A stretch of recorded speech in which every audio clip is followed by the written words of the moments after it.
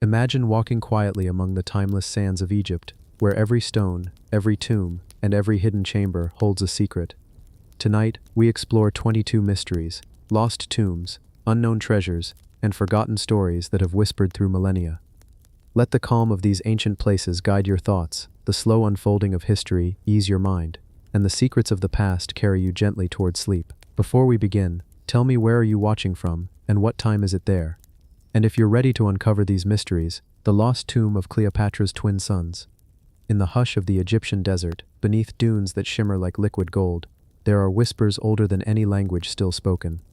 The air is heavy with the breath of the Nile, and with secrets that the sand refuses to give up. Among those secrets lies one of the greatest mysteries of all, the lost tomb of Cleopatra's twin sons. Close your eyes. Imagine the sound of soft wind brushing through palm leaves, the endless rhythm of the desert night. You can almost hear it, the faint echo of sandals pressing into the sand. A voice carried across time, the last queen of Egypt, calling out to her children, lost somewhere beneath the earth. Cleopatra VII. Her name still glows with fascination, beauty, intellect, power, and tragedy. But behind the stories of her and Mark Antony, behind the endless retellings of love and empire, there are two shadows history barely remembers. Two children, Alexander Helios, and Cleopatra Selene's twin brother, Ptolemy Philadelphus, whose final resting place has never been found. Historians tell us the twins were born in the midst of Rome's growing shadow. Their mother, Cleopatra, was fighting for her dynasty, and their father, Antony, was fighting for his honor. The twins represented hope, the merging of Egyptian divine legacy and Roman strength. But when the storm came, when Octavian's armies crushed Alexandria in 30 BCE, the royal family's fate turned into a whisper that history still chases. After Cleopatra and Antony's tragic deaths, the children were taken by Rome, trophies of empire. Cleopatra Selene would one day marry the king of Mauritania, but her brothers Alexander and the younger Ptolemy vanished from record. Were they killed, hidden, smuggled away? Or perhaps, laid to rest in a secret tomb their mother had ordered to be built, deep beneath the shifting sands? The desert keeps its promises, but it also keeps its silence. Archaeologists in Egypt have long searched for clues. Somewhere near ancient Alexandria, possibly in the area around Taposiris Magna, a site Cleopatra herself is believed to have favored, strange underground chambers have been unearthed. Narrow tunnels stretch beneath temple ruins, leading to sealed rooms untouched for 2,000 years.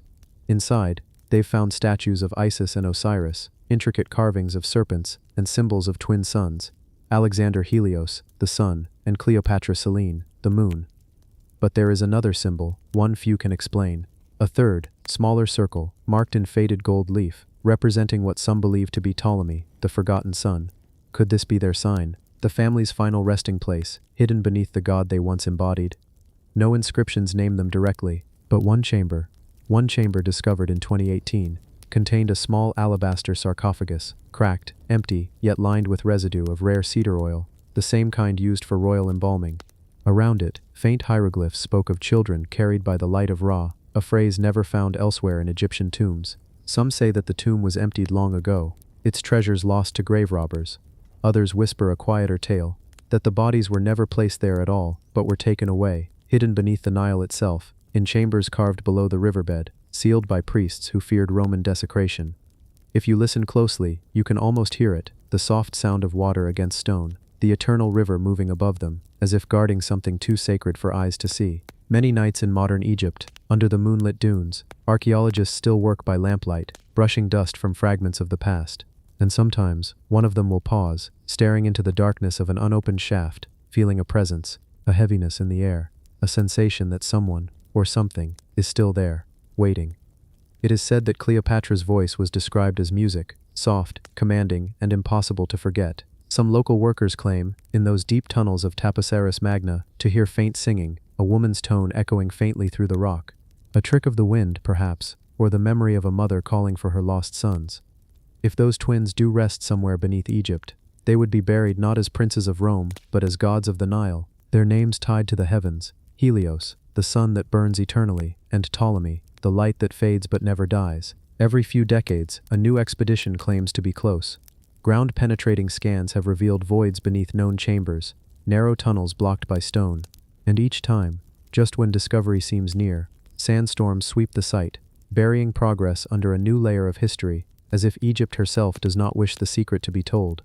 Some historians say this isn't just about finding bones or tombs, it's about finding closure. Cleopatra's legacy is carved in gold and tragedy, and the story of her sons, lost in silence, completes her human tale.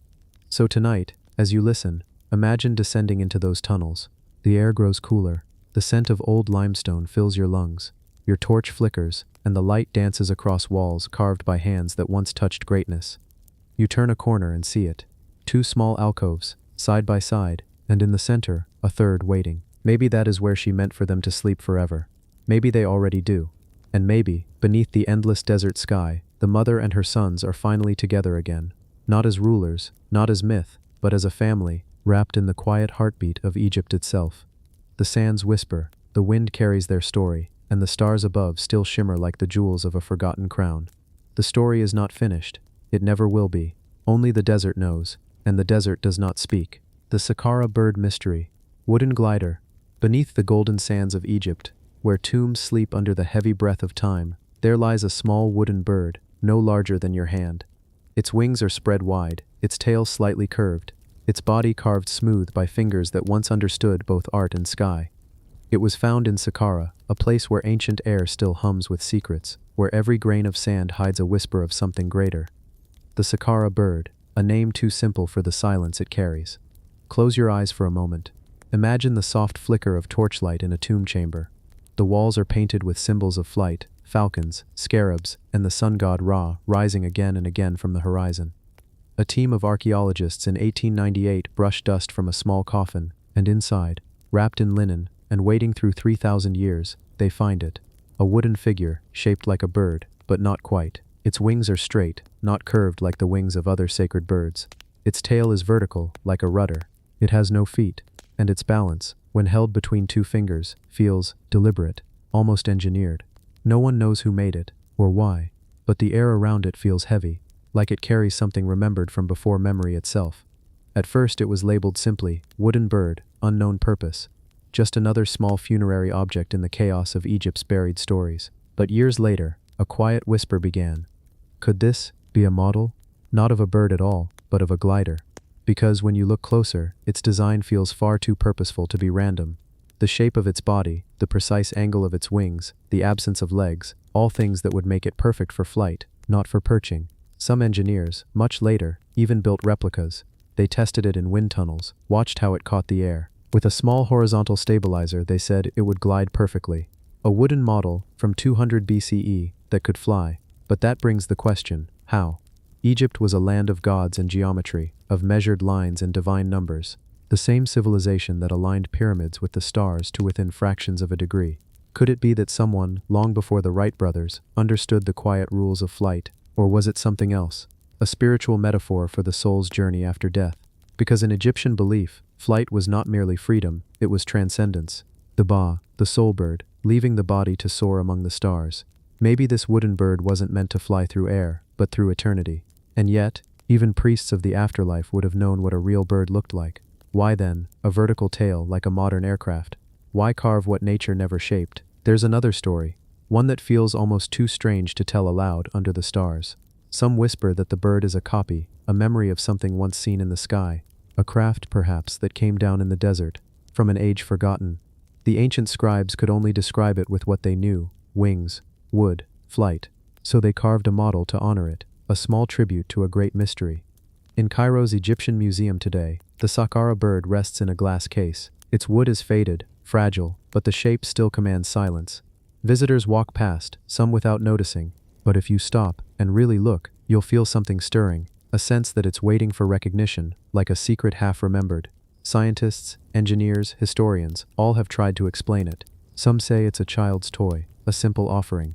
Others insist it's evidence that ancient Egypt understood the mechanics of lift and drag. In the 1960s, one Egyptian archaeologist named Khalil Masiha was so convinced it was aerodynamic that he called it the first airplane. He even suggested the Egyptians had a word for it, Padi Emang, which could mean the gift of a moon. But in the end, even he admitted, the truth lies buried deeper.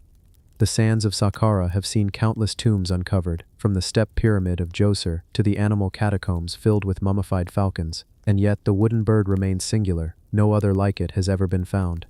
Perhaps it was carved by an artist who dreamed of freedom.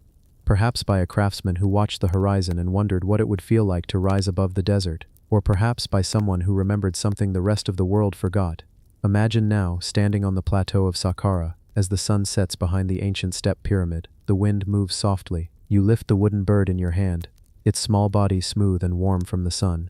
You release it, and for a heartbeat, it glides, silent, effortless, eternal, just like the soul it was meant to carry. In the stillness that follows, you realize, maybe the question was never could it fly, but what did it mean to fly to those who first carved it? A small artifact, a simple piece of wood, yet it bridges heaven and earth, life and afterlife, myth and science. The Saqqara bird remains what it has always been, a whisper of genius, a riddle in motion, a fragment of a forgotten dream. Somewhere out there, under the desert sky, the wind still knows its name. It still moves, softly, as if remembering the first time it took flight. The famine stello's sunken secrets. There is a place along the Nile, near the quiet island of Sihel, where the river narrows and the granite cliffs rise like old guardians watching the flow of time. And there, carved into the living stone, lies a message from the past, a long inscription that tells of hunger, of gods, of salvation, and something else, something that feels almost out of place in its precision. It is called the famine stello. Its surface, worn and pale from centuries of desert wind, still carries the voices of men who lived thousands of years ago. It is more than just a story, it is a cry that echoes through time. Close your eyes now, imagine the heat shimmering off the rock, the slow rhythm of the Nile beside you. The same river that once carried stones for pyramids, the same one that reflected the light of the sun god Ra, now lapping gently at the island's edge. The stela rests there, a single slab of granite nearly 10 feet tall, its hieroglyphs cut deep and sure. The words tell of a time of famine, 7 long years when the Nile failed to flood, when the land cracked and the air turned dry. The story begins in the reign of Pharaoh Djoser, the same ruler who built Egypt's first pyramid at Saqqara. It says the pharaoh was troubled, for the fields lay barren, the people starved, and even the gods seemed silent. So Djoser turned to his high priest, Imhotep, the brilliant architect, healer, and sage. Imhotep, the man who turned dreams into stone, who built the step pyramid, who would one day be remembered as a god of wisdom. The stela tells us that Imhotep sought answers not in the cities, but in the timeless voices of the gods. He traveled south, to the island of Elephantine, near the first cataract, where the waters of the Nile were said to rise from the underworld. There he prayed to Khnum, the ram-headed god, the potter of creation, who molded mankind from clay and shaped the flow of the river itself. The god appeared to him in a dream, his voice like the low hum of the earth itself. Khnum told him, "The Nile flows because of me. I create the waters that give life to Egypt, but you have forgotten me. Build me a temple, honor me again, and I will restore the floods." And so, the stela says, Djoser did just that. He built new shrines, he made offerings, and in the 8th year, the Nile rose again, the famine ended, the land bloomed once more. It's a beautiful story, simple, divine, full of meaning. But what lies beneath it, that's where the silence deepens. Because this stelo, though written in the language of gods, was carved not during Djoser's time, but 2,000 years later, during the reign of Ptolemy V, a Greek pharaoh, long after the age of pyramids, when even the great temples were fading into ruin. So why would someone, so many centuries later, carve this story as if it were happening then? Why revive an ancient famine, an ancient promise, an ancient god? Some say it was a political act, a way for Ptolemy's priests to claim authority over sacred lands, using Djoser's name as divine validation. But others, they hear something else in the lines, something hidden beneath the myth. The famine stelo doesn't just describe drought, it describes cycles, rising waters, celestial patterns, references to specific stars, and their connection to the Nile's flood. When studied closely, its inscriptions align not only with myth, but with astronomical timing, star risings that marked the ancient Egyptian calendar. It is as if the stelo carries 2 stories, one visible, one buried.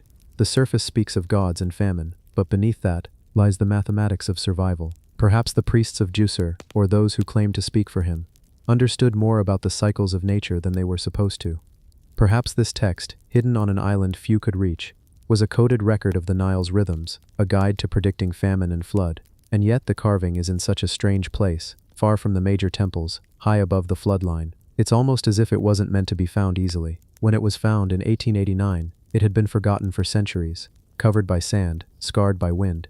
The explorers who uncovered it stood in awe, because its surface glowed faintly in the sun, the letters so deep they looked freshly cut, as if someone had recently touched it. But that's impossible, isn't it? There's another layer to this story, one whispered among those who have studied it closely.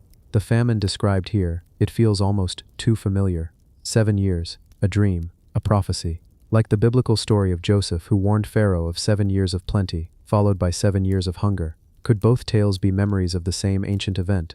A climate catastrophe so profound it carved itself into the memories of two civilizations, and if so, what caused it? Scientists have noted that around the supposed time of Djoser, the region faced severe drought, the Nile's flow weakened, entire villages vanished. Volcanic eruptions in faraway lands may have darkened the skies and cooled the rains, but the inscription seems to speak not of weather, but of balance, as if something deeper had been disturbed. Some even suggest the famine wasn't just about food, it was about knowledge. That Egypt had lost something, a sacred connection to its own wisdom, to the gods, to the pulse of the earth itself, and perhaps that's why the stela was carved again later. As a warning, as a reminder that every civilization forgets and must remember again. When you stand before it now, on Sahil Island, the world feels smaller. You can hear the quiet hum of the Nile, the same river that once gave life to empires, now just moves gently, ignoring the scars of time. The sun glows red against the granite cliffs, the hieroglyphs shimmer. If you trace the lines with your eyes, you can almost feel the rhythm of the chisels, the care of the hand that carved it, and maybe, just maybe, the pulse of something more, something alive within the stone itself. The famine stele is not just a relic, it's a voice. One that speaks softly through the noise of centuries, reminding us that every age of abundance hides its own drought, that even gods can be forgotten, that every river, no matter how mighty, can one day run dry, and that somewhere, beneath it all, the answers still sleep, carved into the quiet stone, waiting for someone to listen again. Hetpet, priestess of Hathor's hidden chapel. Beneath the gold dust of Giza's endless plateau, beyond the shadow of the Great Pyramid itself, lies a small tomb, half forgotten by time. One that whispers the name of a woman lost to history's silence. Her name was Hetpet, and she was no ordinary woman. She was a priestess of Hathor, the goddess of beauty, love, and the afterlife. But more than that, she was someone who, even in death, seemed to hold power, power enough to be remembered, even after 40 centuries of desert wind. Close your eyes, imagine walking through the sands of Giza. The sky above burns gold, the air hums with heat, and then, a break in the rock, a hidden shaft, leading down into the earth. That's where she rests. In 2018, archaeologists uncovered this place, untouched, undisturbed, and the first thing they saw was light glinting off something smooth, red, and ancient. It wasn't gold, it was paint, still clinging to walls after more than 4,000 years. The tomb of Hetpet, a small chapel, its walls covered in scenes of her life, banquets, music, animals, servants bringing her gifts, and among them, one strange scene that caught every eye. A monkey picking fruit from a tree, another monkey dancing before a harpist. No other tomb from that era showed anything like it. It was playful, unusual, almost human. Who was this woman who had such things carved for her? Who had such power that her tomb would sit so close to the royal necropolis of Giza, the place of kings? The name Hetpet means peace, or satisfaction, and her title was even more curious. She who is known to the king, a phrase reserved for those closest to the throne. Some say she was a royal relative, others that she was a spiritual companion to the goddess Hathor, serving as an earthly embodiment of the divine feminine. Her chapel is small, but when you step inside, it feels alive. On the right wall, a carved door, a false door, painted red and black, with her name etched deep. It was through this door that, the Egyptians believed, her spirit could move between worlds. The false door was the key to eternity. Offerings were placed there, whispers spoken, and perhaps, once upon a time, songs were sung to her. Songs that asked Hathor to guide her priestess safely through the field of reeds, to the eternal west, where the sun sets and the soul awakens. But the deeper you go into Hetpet's story, the stranger it becomes. The carvings in her tomb are unlike most from her time. The faces, the postures, the details, they feel almost too real. Not just symbols, but memories. It's as if the artist knew her personally, as if he tried to capture her, not as a goddess, but as a woman who laughed, who taught, who maybe even loved. And the colors, they shouldn't still be there. The reds, yellows, and blues, all perfectly preserved, almost glowing. Scientists say the pigments survived because of the dry, sealed air. But some of the locals whisper something else, that Hathor herself protected the tomb, that her priestess was never meant to fade. When the tomb was first opened, archaeologists noticed something strange. The air inside smelled faintly, sweet, not dust, not decay, but like honey. And if you know the myths, that would make sense. Hathor was said to be the Lady of the Sycamore, and her offerings often included honey, incense, and myrrh. Maybe it was just the ancient air. Or maybe something of the rituals had remained. Inside, the walls tell quiet stories. Scenes of fishermen, of dancing girls, of ritual purification. But there's one panel, small, almost hidden, where Hetpet sits before a mirror. She's gazing into it, calm, serene, and in that reflection, she's smiling. The mirror was sacred to Hathor. It wasn't vanity, it was truth. To look into the mirror was to see one's soul, to remember who you were, even beyond death. And maybe that's why Hetpet's tomb feels different. It doesn't mourn death, it celebrates it, as if she knew she would live again, in the stories, in the carvings, in the whispers of anyone who found her. Yet there's another mystery. In one corner of the tomb, there's a panel of offerings, fruits, breads, perfumes, but one thing doesn't fit. A small vessel, drawn unlike any other known jar. Smooth, curved, narrow at the neck, with a flat base, it looks modern, almost like glass. But glass didn't exist then, not like that. Some researchers believe it's a symbolic vessel, an artistic flourish, but others quietly wonder if Hetpet's artisans knew something we've forgotten. A lost craft, a material they could create, but that time has erased. The deeper you study Egypt, the more you realize, each tomb is a doorway, but Hetpet's feels like a conversation. A dialogue between the living and the divine, between the woman and the goddess she served. Even her title, Priestess of Hathor, Mistress of Sycamore, suggests a connection between heaven and earth. In Egyptian belief, the sycamore was the tree of life. It grew between worlds, its roots in the earth, its branches in the sky. Maybe Hetpet's spirit sits beneath one still, listening to the wind, smiling through eternity. Some say that at dusk, if you walk the sands near Giza and listen closely, you can hear faint laughter carried by the wind. A woman's voice, warm, calm, almost playful. And if you follow it, you'll find yourself before a small carved door glowing faintly in the last light of the setting sun. Her door, the one meant for crossing between worlds. Hetpet, priestess of Hathor, beloved of the gods, mirror of beauty, keeper of secrets. Her tomb may be small, but her story stretches wide, across time, across faith, across silence itself. And when you finally stand before her chapel, in the cool stillness of that hidden chamber, you understand what Egypt really was, not just stone and sand, but a living dream. A dream whispered through centuries, from one soul to the next, until it finds you. And in that quiet moment, with the faint scent of honey in the air, and the echo of music long vanished, you realize something. The priestess never really left. She's still here, watching, waiting, and smiling, in her mirror of eternity. The disappearing army of Cambyses in the desert. The desert at night is silent. Endless waves of sand ripple beneath the pale moon.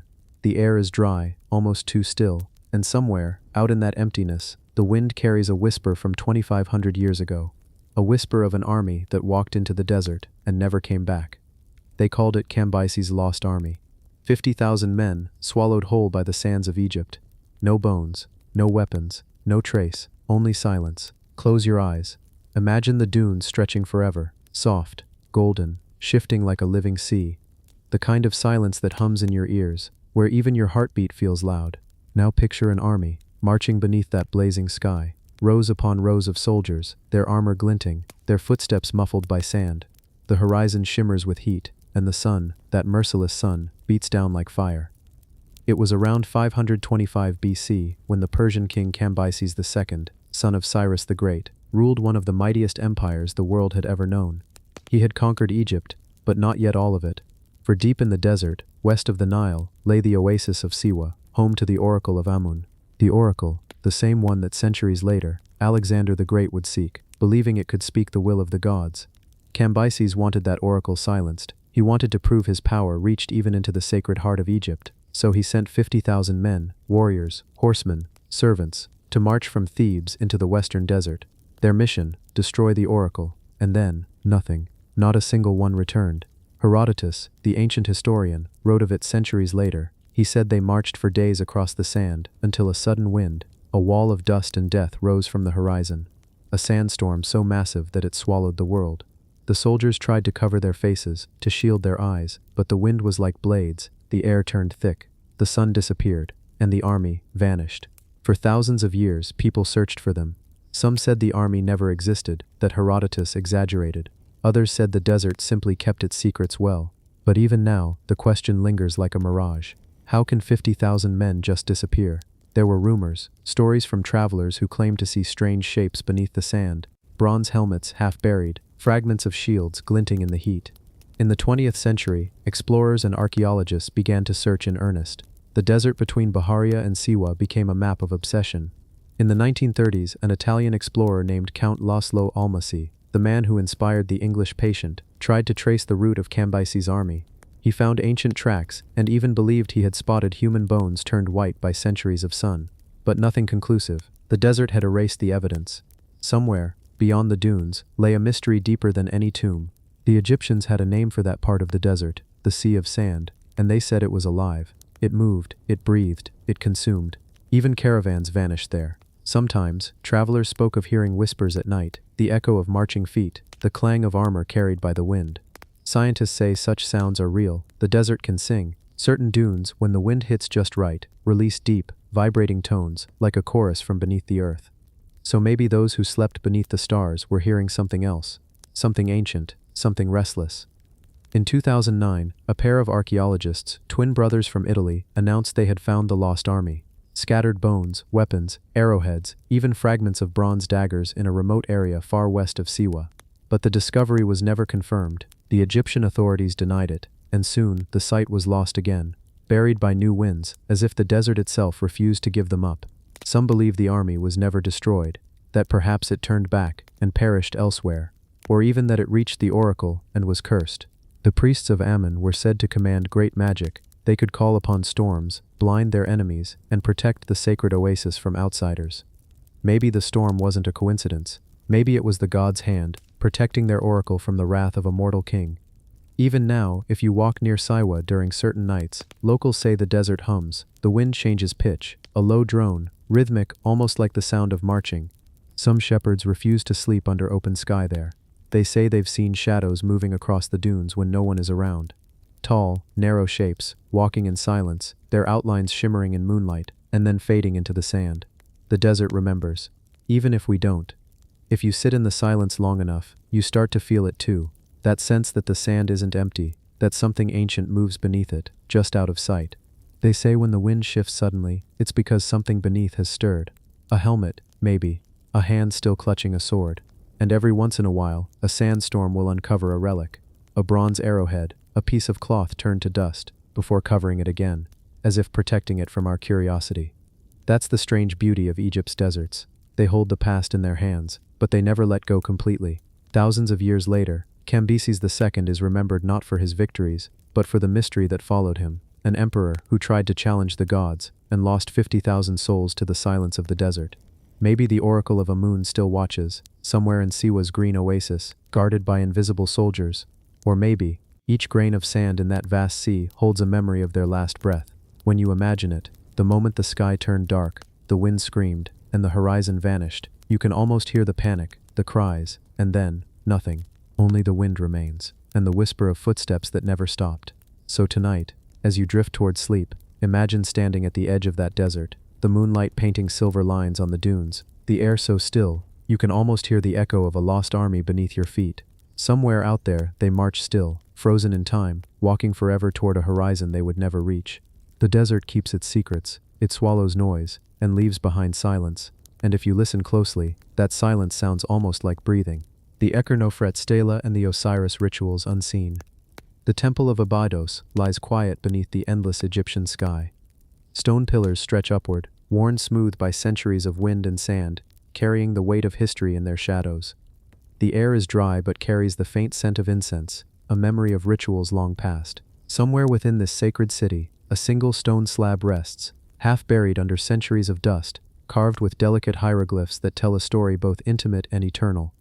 This is the Echernofret stela, created by a man who lived nearly 4,000 years ago, a priestly official who served not for glory, but for devotion, for the unseen eyes of gods. The stela speaks of Osiris, the god who dies and rises again, whose story guides the heart of Egyptian belief. The carved words trace the festivals, the sacred rites, the preparation of the god's bark, the purifying of his statues, the ceremonies that few were permitted to witness. It is a record of devotion, of humanity reaching towards something greater than itself. Imagine walking through the temple with the priests, their sandals whispering over the smooth stone floors, their white linen robes shifting in the warm desert breeze. Their hands touch objects of gold and bronze, tools for rituals meant to bring life to death, to call Osiris back from the world of the dead into the cycle of the living. The air vibrates with silent anticipation, carrying chants that echo softly against the walls, each note a thread connecting the human to the divine. The festival of Osiris was not simply a performance, It was a reenactment of life, death, betrayal, and resurrection. Oekernefret details the movement of statues, the guarding of sacred spaces, the lifting of divine effigies, all with a precision that speaks of reverence, discipline, and awe. He describes moments of confrontation with chaos, the symbolic death of the god, and the meticulous reconstruction of his essence, reminding us that the Egyptians viewed life and death not as separate, but as intertwined, a continuous rhythm of existence. The stela records the preparation of offerings, the adornment of sacred shrines, and the washing of sacred objects, all intended to mirror the divine order. Each act is deliberate, each step carefully choreographed, preserving the sanctity of a ritual that the human mind could scarcely comprehend. It is in these details that the stela exudes its quiet power, the power of human hands performing acts of belief, reaching across millennia through stone and word. Consider the Neshmet boat, the sacred bark of Osiris, polished, adorned, and carried by those initiated in the mysteries. Its movement through the temple and desert is both physical and symbolic, a passage from death to life, from chaos to order, from silence to divine song. Oekernefret's words capture the essence of this procession, yet hint at mysteries unseen. Rites performed away from the eyes of the common people, ceremonies reserved for those who bore the responsibility of connecting the living with the divine. The stela is a whisper of these unseen moments. It records nothing of fear, nothing of spectacle, only the measured rhythm of devotion.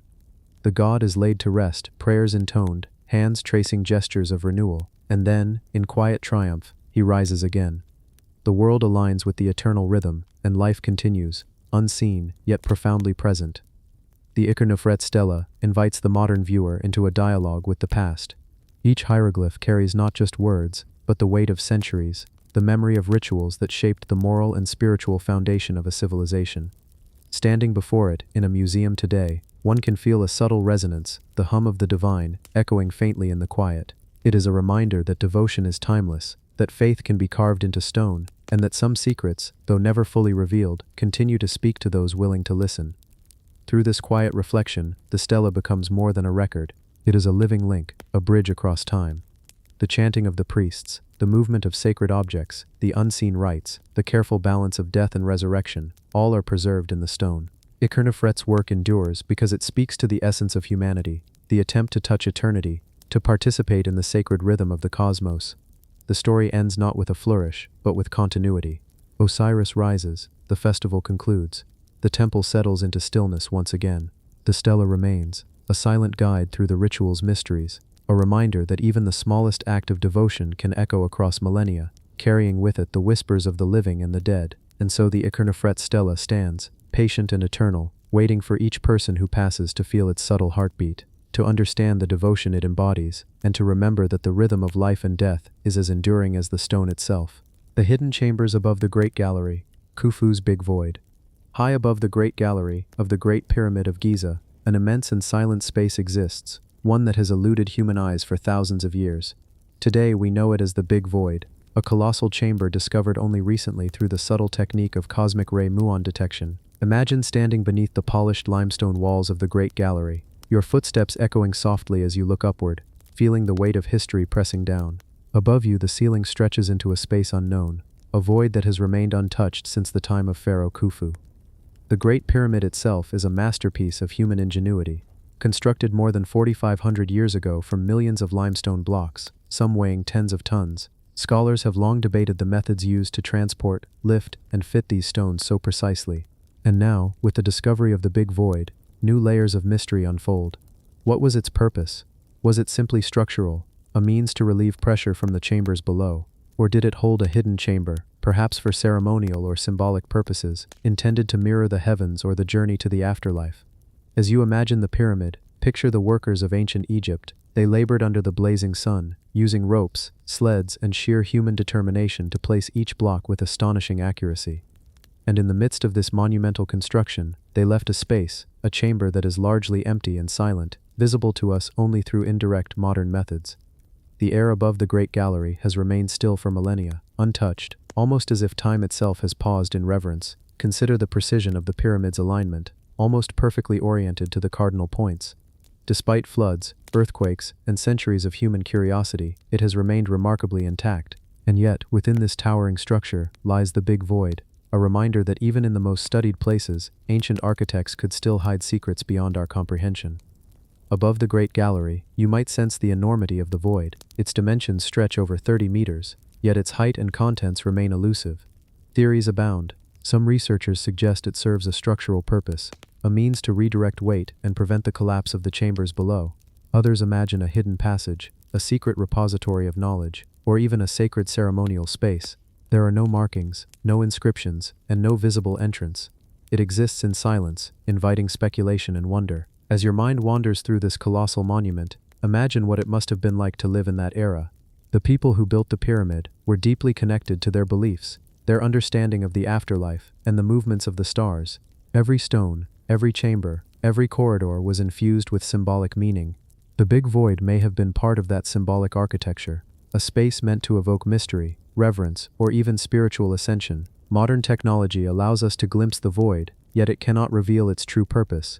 The chamber might be empty, or it might conceal objects or artifacts lost to time. Some Egyptologists caution against overinterpretation, while others are captivated, letting their imagination explore what could lie within. Regardless, it is a testament to the genius and vision of the ancient Egyptians. Imagine yourself walking slowly through the Great Gallery, feeling the smooth limestone beneath your hands. Above you, the Big Void stretches into darkness, a silent, hidden realm. It is a space untouched for millennia, yet it speaks to us. It speaks of human ambition, of reverence for the divine, and of the enduring power of mystery. Even now, standing beneath it in thought, there is a sense of awe, a quiet hum of curiosity, a whisper from the past that refuses to be silenced. As you breathe and imagine this hidden chamber, consider the unknown. What stories, what purposes, what secrets remain within the void? Perhaps it is a corridor to the afterlife, a place for rituals now forgotten, or a structural necessity conceived by minds far more advanced than we often credit. Perhaps it was meant to inspire wonder, to remind all who enter the pyramid that even the greatest of monuments can conceal mysteries beyond comprehension. And in that thought there is calm. The Big Void, silent and still, allows you to travel through time, to connect with builders long gone, to experience awe without haste. Its emptiness, paradoxically, fills the mind with questions, curiosity and reflection. The silence above the Great Gallery is a meditation, a gentle guide that encourages you to wonder, to imagine, and to drift into the quiet understanding that not every secret needs an answer, and some mysteries are meant to endure. Even as you envision the vast stones above, the precise angles, and the hidden space beyond sight, there is a rhythm to the pyramid that is almost musical. Each corridor, each chamber, each hidden void contributes to an experience of reverence and tranquility. And so, as you think of the Big Void, it becomes more than an architectural feature. It becomes a bridge to the past, a silent storyteller, a calm presence that invites patience, wonder, and gentle reflection. In the quiet of this imagining, you can almost feel the passage of time. Thousands of years have witnessed the construction of this masterpiece, the devotion of countless hands, and the persistence of mystery. The Big Void remains untouched, enigmatic, and eternal. And through imagining its scale, its stillness, and its presence, you become part of a slow, contemplative journey through history. The pyramid, in all its grandeur, was built not just as a tomb for Pharaoh Khufu, but as a monument to human ingenuity, devotion, and the unknown. The Big Void reminds us that even in the most examined and studied structures, mysteries persist, waiting for patient eyes, curious minds, and calm hearts. And so you linger in thought, walking slowly through the Great Gallery, looking upward, feeling the weight of millennia pressing softly on your imagination. The Big Void, silent and unexplored, remains a reminder that history is alive, that the past can surprise, and that sometimes the most profound experiences come not from answers, but from the quiet invitation to wonder. The secret of the land of Punt. Where is it? For thousands of years, the land of Punt has remained one of ancient Egypt's most tantalizing mysteries. Egyptians called it God's land, a place of wealth and wonder, abundant with exotic goods, incense, ebony, gold, ivory, rare animals, and spices that could transform ordinary life into something extraordinary. Pharaohs sent entire expeditions to Punt, seeking treasures and tribute, yet the exact location of this legendary land remains elusive even to modern archaeologists. As you settle into thought, imagine yourself aboard one of those Egyptian ships, gliding over calm waters, sails filled with the desert winds. The sun rises slowly, golden light spreading across the rippling sea. The crew is quiet, focused, moving with the rhythm of the water. They are heading south, guided by navigational skills passed down through generations, following stars, currents, and an intimate knowledge of distant lands. And somewhere ahead lies Punt, fertile, mysterious, and beyond the reach of certainty. The records from Egypt describe Punt in lavish detail. Its trees were filled with aromatic myrrh, its hills were dotted with exotic animals, and its people were skilled artisans, trading in goods that no other land could provide. Yet despite these vivid accounts, the exact coordinates of Punt were never recorded. Some suggest it was along the coast of modern-day Somalia, Eritrea, or Sudan. Others propose it may have been in the Arabian Peninsula. Even the famous reliefs in Queen Hatshepsut's mortuary temple at Deir el-Bahari, depicting her expedition to Punt, show strange animals and towering trees that feel almost otherworldly. Yet the images themselves do not reveal the land's true geography. Picture Hatshepsut's fleet as it made its way down the Nile, and then across the Red Sea. There were ships with curved prows, painted in bright colors, carrying precious cargo, and armed with hope, determination, and curiosity. The crew would have observed the horizon constantly, waiting for any sign of land. The anticipation of discovery must have been almost tangible, and when they finally arrived, they encountered a place that seemed untouched by time, full of life, mystery, and natural abundance, a land both real and almost mythical in its richness. The land of Punt reminds us that not every mystery has been erased by time. While we can study the artifacts brought back to Egypt, ebony carved into statuettes, incense that still retains its fragrance, and gold that glimmers even millennia later, the land itself slips through our fingers like water. It exists now mostly in imagination, in the collective curiosity of historians and dreamers alike. Some modern researchers have tried to trace ancient trade routes using clues from inscriptions, trade goods, and comparative archaeology. Yet every hypothesis leads to more questions. How did Egyptians navigate with such precision across the Red Sea? What was the social structure of Punt? Were there cities, temples, or palaces waiting to be uncovered beneath layers of earth and sand? And how did the Egyptians communicate, negotiate, and exchange with the people of Punt without a shared language? As you think of this, let yourself drift through the imagery of these ancient lands. The sun rising over unfamiliar shores, strange animals wandering the coasts, rivers glinting in the morning light, and mountains that rise like silent guardians. The Egyptians would have seen it as a divine gift, a land blessed by gods and worth any effort to reach. The richness of Punt, both material and spiritual, captivated their imaginations and inspired their devotion. Now imagine the return journey. Ships laden with treasures, sails full, bringing the exotic wonders of Punt back to Egypt. Caravans, courtiers, priests, and artisans all marveled at the goods, the animals, and the exotic trees. The incense burned in temples, the ebony carved into sacred images, and the gold set into jewelry, adorning the pharaohs. Each item carried with it the essence of a distant land that few would ever see, a place that remained largely a secret, even to those who had traveled there. Yet even today, as modern explorers search for traces of Punt, the mystery endures. Remote regions of Africa and Arabia may hold clues buried under centuries of shifting sands, or hidden beneath ancient forest canopies. Every discovery, whether a fragment of pottery, a carving, or a gold bead, only deepens the enigma, connecting us to a land that seems both ancient and timeless. And so, the land of Punt invites quiet reflection. It encourages us to imagine, to wonder, and to recognize that some mysteries are not meant to be fully solved. Their power lies in their elusiveness, in the whisper of history carried across time, inviting you to trace the journey in your mind, step by careful step. As you envision the Egyptian ships gliding across the Red Sea, the exotic landscapes of Punt, and the treasures exchanged between two distant worlds, there is a gentle rhythm that emerges, a rhythm of curiosity, patience, and calm exploration. And in that rhythm, you feel the pulse of history, the heartbeat of ancient explorers, and the serene mystery of a land that remains hidden, yet profoundly alive in our imagination. The unknown queen of Abu Sir. Abu Sir, a stretch of desert just beyond the edge of the ancient necropolis of Saqqara, holds whispers of forgotten lives. Among its sandy hills and sun-baked stone tombs, archaeologists have uncovered the resting places of pharaohs, nobles, and priests. Yet, hidden among these monuments is a mystery that has captivated Egyptologists for decades. The tomb of an unknown queen. Who was she? Why was her presence so quietly marked, almost concealed, among the more prominent rulers? And what stories could her burial reveal about the life and power of women in the Old Kingdom? Imagine walking through the golden sands, with the sun low on the horizon, the heat softening into the gentle warmth of evening. You approach a tomb whose entrance is partly hidden by the shifting dunes, the stones smoothed by centuries of wind. Carvings line the walls, faint traces of hieroglyphs whispering secrets from a time long before our own. The air feels still, almost reverent, as though the tomb itself breathes softly, holding its quiet secrets. This unknown queen is enigmatic, not only because of her anonymity, but also because of the treasures and inscriptions that accompany her burial. Inside her tomb, the sarcophagus lies undisturbed, carved with delicate detail that hints at her significance. items of daily life, jewelry, ceremonial objects, and offerings suggest a woman of wealth and influence. Yet the texts, sparse and cryptic, speak of her role in ways that invite speculation rather than certainty.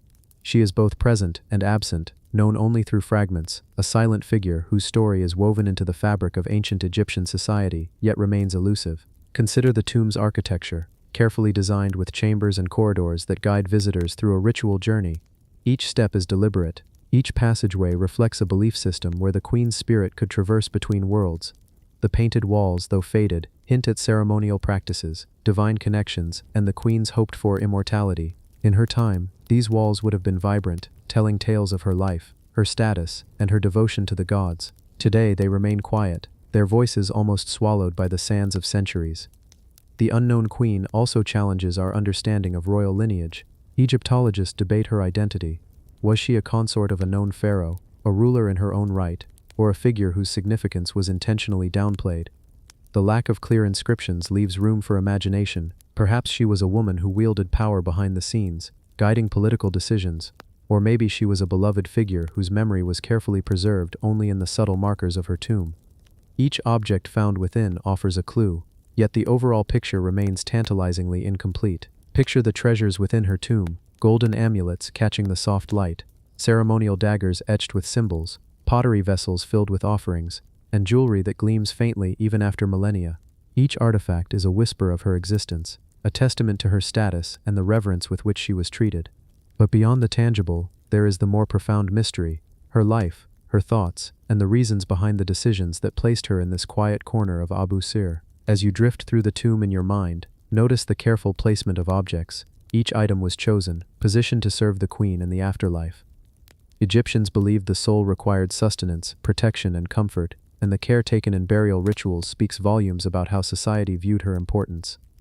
These objects are not merely treasures, they are a language, a dialogue between the living and the dead, speaking softly across thousands of years. Outside the tomb, the desert stretches endlessly. The wind moves the sands in slow, deliberate patterns, revealing and concealing parts of history. The unknown queen's tomb remains a beacon for researchers, a puzzle that invites both careful study and quiet wonder.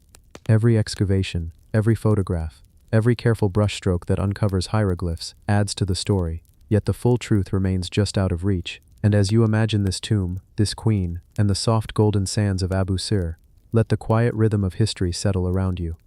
The unknown queen does not shout her story. She whispers it, gently, through the objects she left behind, through the faint inscriptions on her walls, and through the stillness of the desert that surrounds her. In this silence, there is a kind of peace, a slow unfolding of a narrative that stretches beyond time, inviting calm reflection and curiosity. Her mystery is a reminder that not all history is fully revealed. Some stories are meant to linger, to stir the imagination, and to evoke wonder. The unknown queen of Abu Sir may never have her identity confirmed, yet her tomb stands as a testament to the richness of Egypt's past, the power of women in a society dominated by kings, and the beauty of secrets that endure across the ages. As your mind travels softly through the corridors of this tomb, through the painted walls and golden treasures, the queen's presence feels tangible. It is a quiet story of dignity, of life remembered in fragments, and of history's gentle embrace. Each artifact, each shadowed chamber, is part of a calm rhythm that connects you to a world both distant and intimate, a world that whispers slowly, inviting peace, curiosity, and reflection. The Saqqara bird versus flight theories. In the quiet sands of Saqqara, amidst the sprawling necropolis of ancient Egypt, lies a small but enigmatic artifact, no larger than a child's hand, yet it has stirred the imaginations of historians, engineers, and dreamers alike for over a century.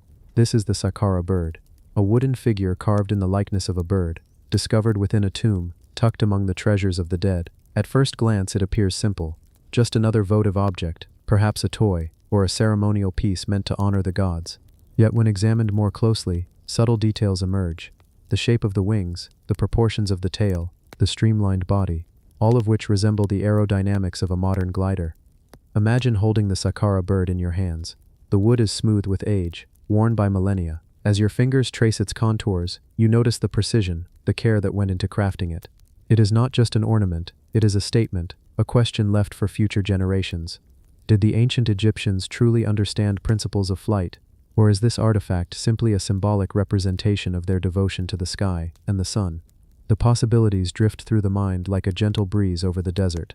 Over the years, engineers have attempted to recreate flight using the sakura bird as a model. Small-scale experiments suggest that, with careful construction, this tiny figure can indeed glide through the air. Some claim that its wings, slightly bent inwards, could generate lift, while others note that the tail design could stabilize its descent. The theories are varied, and the debates continue quietly among specialists. And yet, in the soft light of the Egyptian sun, the artifact itself remains patient, as if it has always known that its purpose is not to answer questions directly, but to inspire wonder. Consider the tomb where it was found, a place meant to preserve not only the remains of the deceased, but also the stories of their lives, their beliefs, and their aspirations. Perhaps the sakura bird was intended to accompany its owner on a journey to the afterlife, soaring symbolically toward the horizon where the sun rises and sets. Perhaps it is a metaphor for the soul's journey, or a token of the eternal flight of the spirit. The mystery lies not only in its construction, but also in its intention. Why was it placed there, among the treasures of a tomb, so carefully, so deliberately? As you imagine the bird gliding silently through the air, picture it moving over the desert sands, past pyramids, through the golden haze of sunset. The experimenters of today may measure wingspan, balance, and angle of attack, yet the ancient craftsman who carved it likely sought to capture something far more elusive: the beauty of flight itself, the harmony between earth and sky, the delicate balance of nature's laws reflected in human hands. The sakura bird is also a reminder of the ingenuity of ancient civilizations. Egypt was not only a land of monumental tombs and towering pyramids, it was a place where curiosity, observation, and experimentation quietly flourished. Small artifacts like this hint at a deeper understanding of the world, knowledge that was not written in stone inscriptions but encoded in the delicate touch of a craftsman, the careful shaping of wood, and the silent intention behind a creation meant to endure across millennia. Imagine for a moment holding a replica of the sakura bird, releasing it gently into the air. It glides slowly, almost dreamily, tracing an arc that mirrors the sun's journey across the sky. This is not a flight of speed or power, but of grace and intention. And in that glide, you sense a connection across time, a subtle dialogue between those who lived thousands of years ago and those who are here now, exploring, questioning, imagining. The theories about the sakura bird are numerous. Some say it was merely symbolic, a ritual object with no practical purpose. Others suggest it may represent a step in humanity's understanding of aerodynamics long before the Wright brothers took flight. Skeptics caution against reading too much into a small piece of wood. Yet the allure remains. It is a puzzle, a quiet invitation to wonder, to dream, and to imagine what knowledge the ancients may have possessed. As your mind drifts through the sands of Sakura, past tombs and temples, the tiny wooden bird becomes more than an artifact. It becomes a vessel of curiosity, a slow whisper from history that asks us to consider the possibilities, to respect the ingenuity of those who came before us, and to marvel at the silent lessons encoded in simple, elegant design.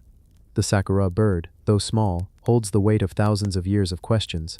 Its presence in a tomb reminds us that even the smallest objects can carry profound meaning. It connects us to human imagination, to the desire to reach beyond the ordinary, to understand forces beyond our immediate perception. And in this quiet reflection, the story of the sakura bird unfolds gently, inviting you to linger, to wonder, and to follow the slow arc of thought as it glides peacefully across the vast desert of time. With each imagined flight, with each trace of its carved wings, the sakura bird continues to whisper its mysteries. Its secrets may never be fully unraveled, but its presence remains a calm, enduring testament to human curiosity, to the desire to soar, and to the quiet, timeless beauty of creation. The Osirion at Abydos, underneath the temple. Beneath the sun-baked sands of Abydos, in Upper Egypt, lies a place that has quietly defied understanding for millennia. It is called the Osirion, a subterranean structure that sits beneath the temple of Seti I. Hidden from casual view, shrouded in mystery, and often overshadowed by the grandeur of the temple above. Unlike the temples adorned with massive statues, colorful reliefs, and towering obelisks, the Osirion is understated in appearance. Yet its presence is profound. As we imagine stepping closer, the air cools, the world above fades, and a silence takes hold, a hush that feels ancient, almost sacred. Entering the Osirion is like stepping into another world. Massive stone blocks form the walls, their weight anchored into the earth itself, creating a sense of permanence and stability that is almost humbling. The passageway into this underground chamber is narrow, lined with carved stones that bear faint traces of water erosion. Scholars have debated whether the Osirion predates the temple above, or if it was constructed concurrently. Its style appears older, simpler, yet perfectly proportioned, suggesting a knowledge of engineering that still puzzles modern experts. Imagine walking slowly through the cool, dimly lit corridors. The stones beneath your feet are worn, and the echoes of footsteps are swallowed by the vast emptiness around you. In the center lies a long rectangular hall, flanked by thick stone columns, each carved with subtle inscriptions that have endured the tests of time. Water once pooled along the base, reflecting the columns and creating an almost ethereal glow. Archaeologists believe that the Osirian may have been intended to house sacred ceremonies, or to represent the primeval waters of creation, a symbolic return to the beginnings of life and the cosmos itself. The air carries the faint scent of earth and stone, a quiet reminder of the age of this place. Some theories suggest that the Osirian was a tomb for Pharaoh Seti I, while others propose that it served as a cenotaph, a symbolic resting place connecting the king with Osiris, god of the afterlife. The stone ceiling, unusually high for a subterranean structure, conveys a sense of awe, an invitation to look upward and contemplate the heavens, even while underground. As you imagine the chamber in your mind, picture the cool reflection of water along the walls, the silence interrupted only by the soft dripping of condensation. The Osirian's design is mysterious. The blocks used are massive, some weighing several tons, carefully aligned without the use of modern machinery. How the ancient builders achieved such precision remains a quiet puzzle, a lingering question that whispers through the corridors. Every inch of the Osirian speaks of careful planning, of purpose, of a reverence for something larger than daily life. In this calm, almost meditative space, consider the symbolism of water in Egyptian culture. Water represents life, renewal, and the eternal flow of the Nile. The Osirian, with its submerged chambers, may have been designed to echo the primeval waters from which the world was born, a reflection of cosmic order and spiritual harmony. The stillness here allows the mind to wander, imagining ceremonies that may have taken place, priests in quiet devotion, and the sense of connection between the mortal and the divine. Some visitors and researchers describe a peculiar sensation while inside the Osirian, a quiet hum, almost imperceptible, that seems to emanate from the stones themselves. Others attribute this to the natural acoustics of the chamber, yet it feels as though the structure itself communicates, gently reminding those who enter of its ancient purpose, its role in preserving not just the memory of a king, but the spiritual heritage of an entire civilization. The Osirian is also notable for its alignment. Its central hall is carefully oriented along cardinal points, suggesting astronomical knowledge. This, combined with the water channels and the architectural layout, hints at a deep understanding of geometry, astronomy, and the cycles of life and death. As you imagine the Osirian in the soft glow of torchlight, its vast columns reflecting upon still water, you begin to sense the timelessness of the place, the slow, deliberate rhythm with which it was created. The beauty of the Osirian is subtle. There are no golden treasures scattered across the floor, no monumental statues looming over the visitor. Instead, there is a quiet majesty, a solemnity that comes from careful design, from stone crafted to endure thousands of years, and from a purpose that remains partially hidden, inviting contemplation rather than immediate understanding. The calm pace of the chamber, the gentle reflections of light on stone, the still water, all of this combines to create an atmosphere that soothes the mind, while provoking curiosity. As we imagine ourselves walking along the narrow stone walkways, the echo of our steps mingling with the faint trickle of water, it is easy to see why this place has captivated Egyptologists, historians, and travelers alike. Each stone, each carved hieroglyph, each subtle architectural choice speaks of reverence for the past, for the divine, and for the mysteries that lie just beyond our understanding. The Osirian encourages patience, observation, and reflection. Some theories suggest that the Osirian is a model of the underworld, a sacred map of the realm of Osiris, where the pharaoh symbolically journeys after death. Others believe it is a ritual space designed to harness the energies of the earth itself, a temple where the forces of water and stone converge to create a sacred harmony. Whatever its original purpose, the effect is the same, a quiet awe, a gentle fascination, and an invitation to lose oneself in contemplation. And so, as the soft desert wind seems to whisper through the corridors, and as your imagination lingers on the still waters reflecting towering columns, the Osirian remains a timeless sanctuary. It is not simply a tomb or a temple, it is a space where history, spirituality, and human ingenuity meet. In this calm, measured pace, you feel the slow heartbeat of the past, the rhythm of a civilization that understood the importance of stillness, reverence, and the eternal mysteries that lie beneath the sands. The Osirian at Abydos is a testament to human curiosity, craftsmanship, and devotion. Its walls, its water, and its carefully arranged stones speak across millennia, inviting anyone who enters or even imagines walking its corridors to pause, to reflect, and to dream. And in the stillness, you find yourself carried gently through time, tracing the path of kings, priests, and builders, whose purpose may never be fully revealed, but whose artistry and care endure, quietly, patiently, and endlessly. The Curse of the Pharaohs, Fact or Folklore. Deep within the sands of Egypt, amidst the towering pyramids and the silent temples along the Nile, there exists a story that has captured imaginations for more than a century. It is a story of mystery, fear, and the unknown.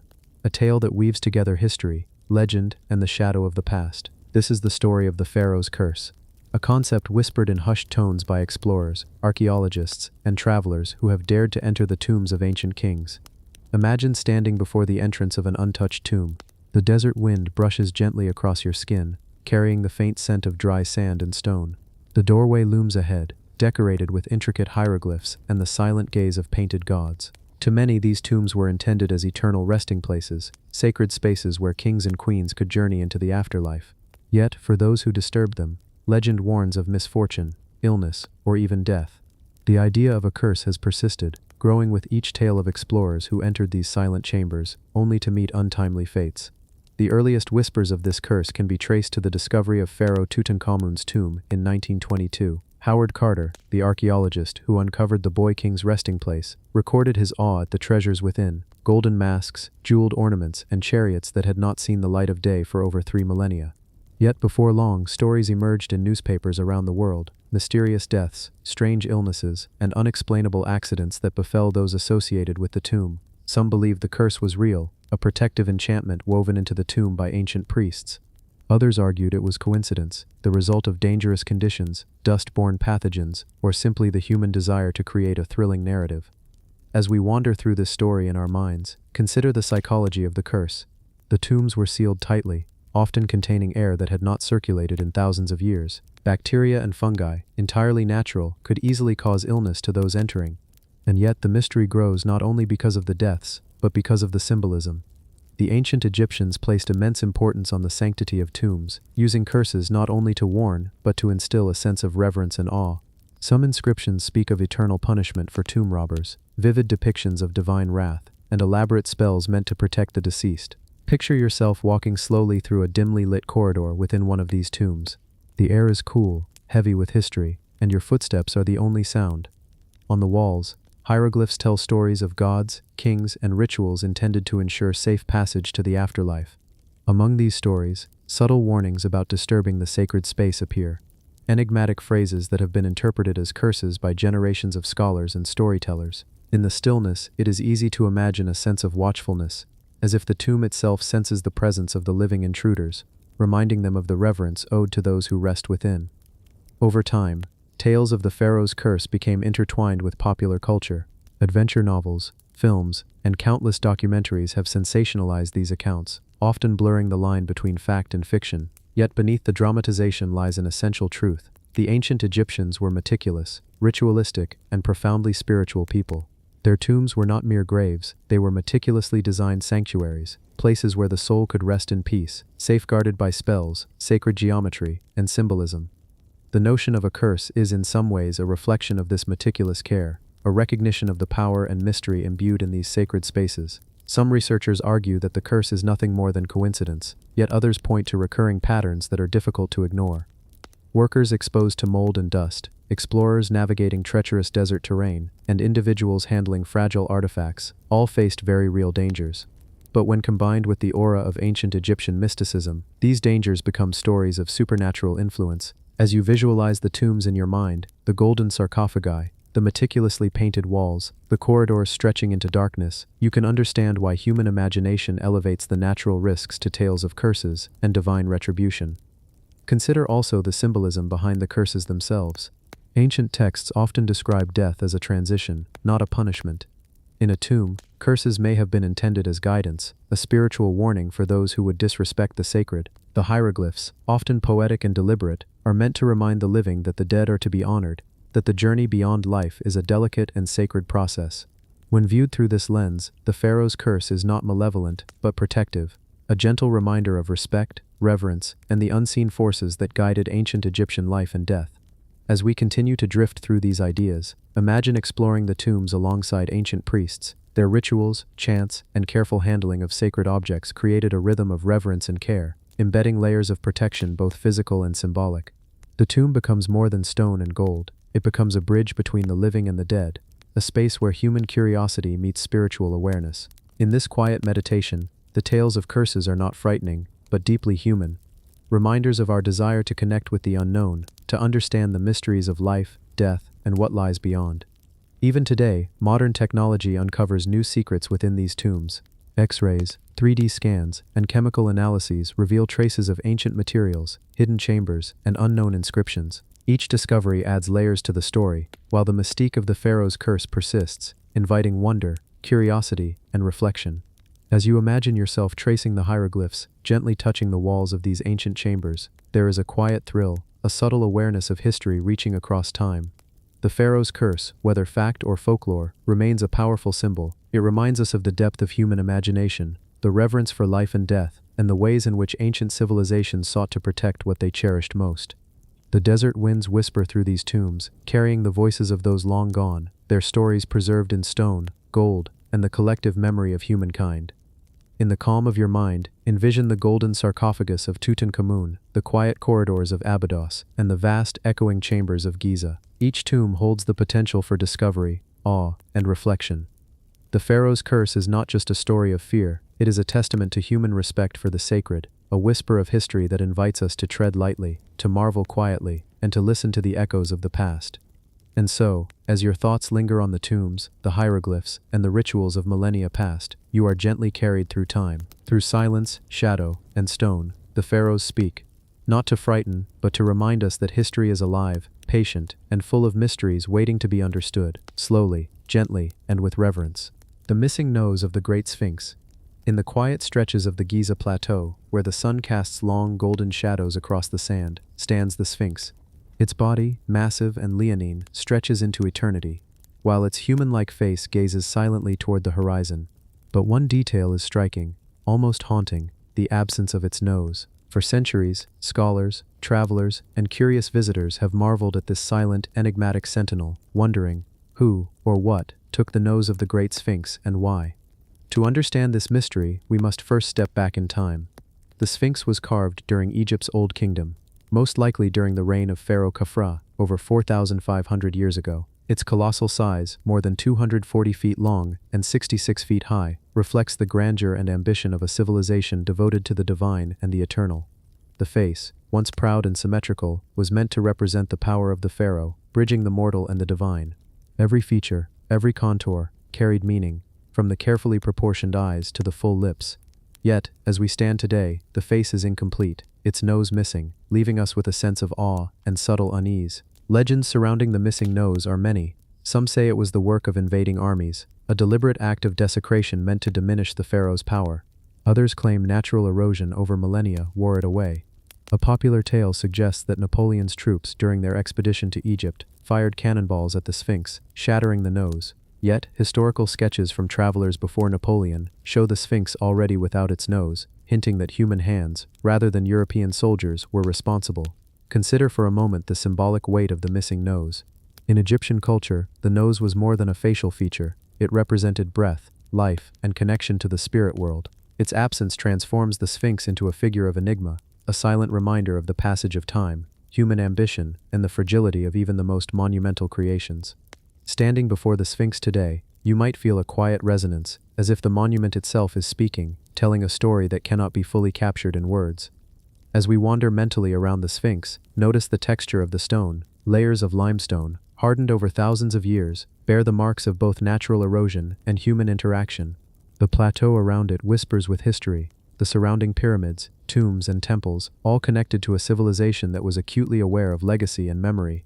Each crack in the Sphinx, each worn surface, holds secrets of ancient builders, conquerors, and caretakers. And yet the missing nose remains the most compelling question, a small void that draws immense curiosity. Archaeologists have debated its loss for centuries. Some suggest deliberate iconoclasm during periods of religious upheaval, when idols of the past were defaced to assert new ideologies. Others propose vandalism by local populations, or thieves, seeking to diminish the Sphinx's aura of authority. Whatever the truth, the absence of the nose has only amplified fascination. It is a reminder that history is not static. It is shaped by natural forces, human actions, and time itself, all leaving marks that speak to those who are willing to observe carefully. Imagine walking along the Sphinx at dawn. The desert air is cool, the sands shifting softly underfoot. Birds call in the distance, and the sunlight begins to paint the limestone in gentle hues of orange and gold. In this quiet moment, the missing nose becomes more than a mystery, it becomes a meditation on impermanence. Even the greatest works of humanity are subject to the passage of time, and their stories are intertwined with both creation and destruction. The Sphinx, despite its mutilation, continues to inspire reverence and awe, its gaze fixed upon the endless horizon. Consider also the role of imagination in the story of the missing nose. From travelers' tales to modern documentaries, each account has added layers to the legend. Some envision the nose as deliberately removed to symbolize the loss of power, others as an accident of history, yet all acknowledge the strange intimacy of the Sphinx's altered face. There is a subtle lesson here. History is often incomplete, and the gaps, like the missing nose, invite curiosity, reflection, and even a sense of wonder. Throughout the centuries, the Sphinx has endured countless storms, invasions, and shifts in culture, yet it remains a monument not just to the pharaoh it represents, but to human fascination with the unknown. The missing nose, in its silence, communicates more than words can capture. It reminds us that even in monuments of stone, mystery can endure, speaking to every generation that approaches with respect and curiosity. As you picture the Sphinx in your mind, the massive body, the solemn gaze, the empty space where the nose once was, you may begin to feel a sense of calm. The monument invites patience and contemplation. Its history unfolds slowly, like a story whispered across millennia.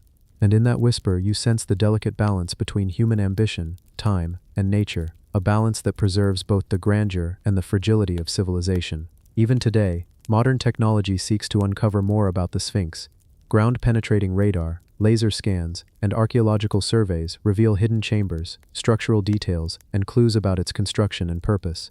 Yet the mystery of the missing nose remains elusive, untouched, and perfectly suited to the imagination. Its absence is its own presence, a question that hangs silently in the desert air, inviting reflection, reverence, and curiosity. In the soft hush of your mind, imagine tracing the outline of the Sphinx, feeling the rough limestone under your fingertips, listening to the whispers of the past carried on the wind. The missing nose becomes a symbol of impermanence, a reminder of how even monumental creations are subject to change, decay, and reinterpretation. And yet this imperfection, this void, only heightens the Sphinx's power to captivate and inspire. So as you drift gently through this story, imagine the Sphinx as more than stone and legend.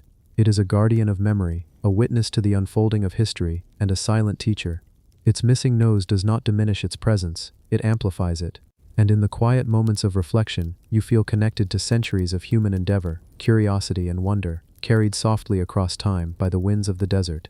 The myths of Sekhmet and their forgotten shrines.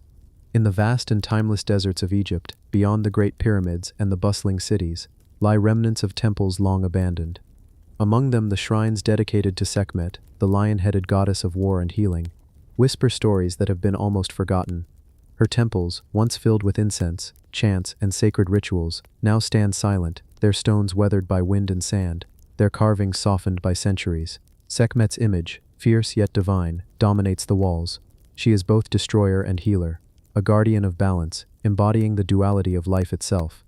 For ancient Egyptians, she was a protector of pharaohs, a bringer of plagues, and a source of divine intervention. Yet, much of her worship and her temples remain shrouded in mystery, hidden among the ruins of forgotten settlements, concealed beneath layers of time and earth. We do not often hear her stories. Unlike the great temples of Karnak or Luxor, Sekhmet's shrines were scattered, modest, sometimes secret, serving local communities or royal courts in ways that were intimate and sacred. To walk through these ruins today is to step into a world where reverence and fear mingled, where the divine presence was palpable in every carved lioness head, in every hieroglyph marking a prayer or plea. The myths themselves are compelling. Sekhmet, daughter of Ra, was sent to punish humanity when they defied the sun god's order. Her fury was unmatched, her wrath swift and merciless. Legends tell of her bloodthirsty rampage, where mortals and animals alike could not escape her judgment. Yet when the chaos was spent, she became a healer, cleansing the land and restoring balance. She is a goddess of paradoxes, a reminder that creation and destruction are intertwined. Imagine standing in one of her forgotten shrines. The air is still, carrying only the faint scent of ancient incense that lingers, almost imperceptibly. The sun dips low, casting long shadows across the reliefs on the walls. You notice Sekhmet's carved eyes, fierce and unyielding, yet softened by the gentle curves of her human features. Each stone tells a story, a fragment of a belief system that revered the natural and the supernatural in equal measure. Archaeologists have studied these temples, yet much remains unresolved. Some shrines were buried under sand intentionally, perhaps to protect sacred knowledge. Others were abandoned as dynasties fell, leaving only skeletal walls and carved fragments.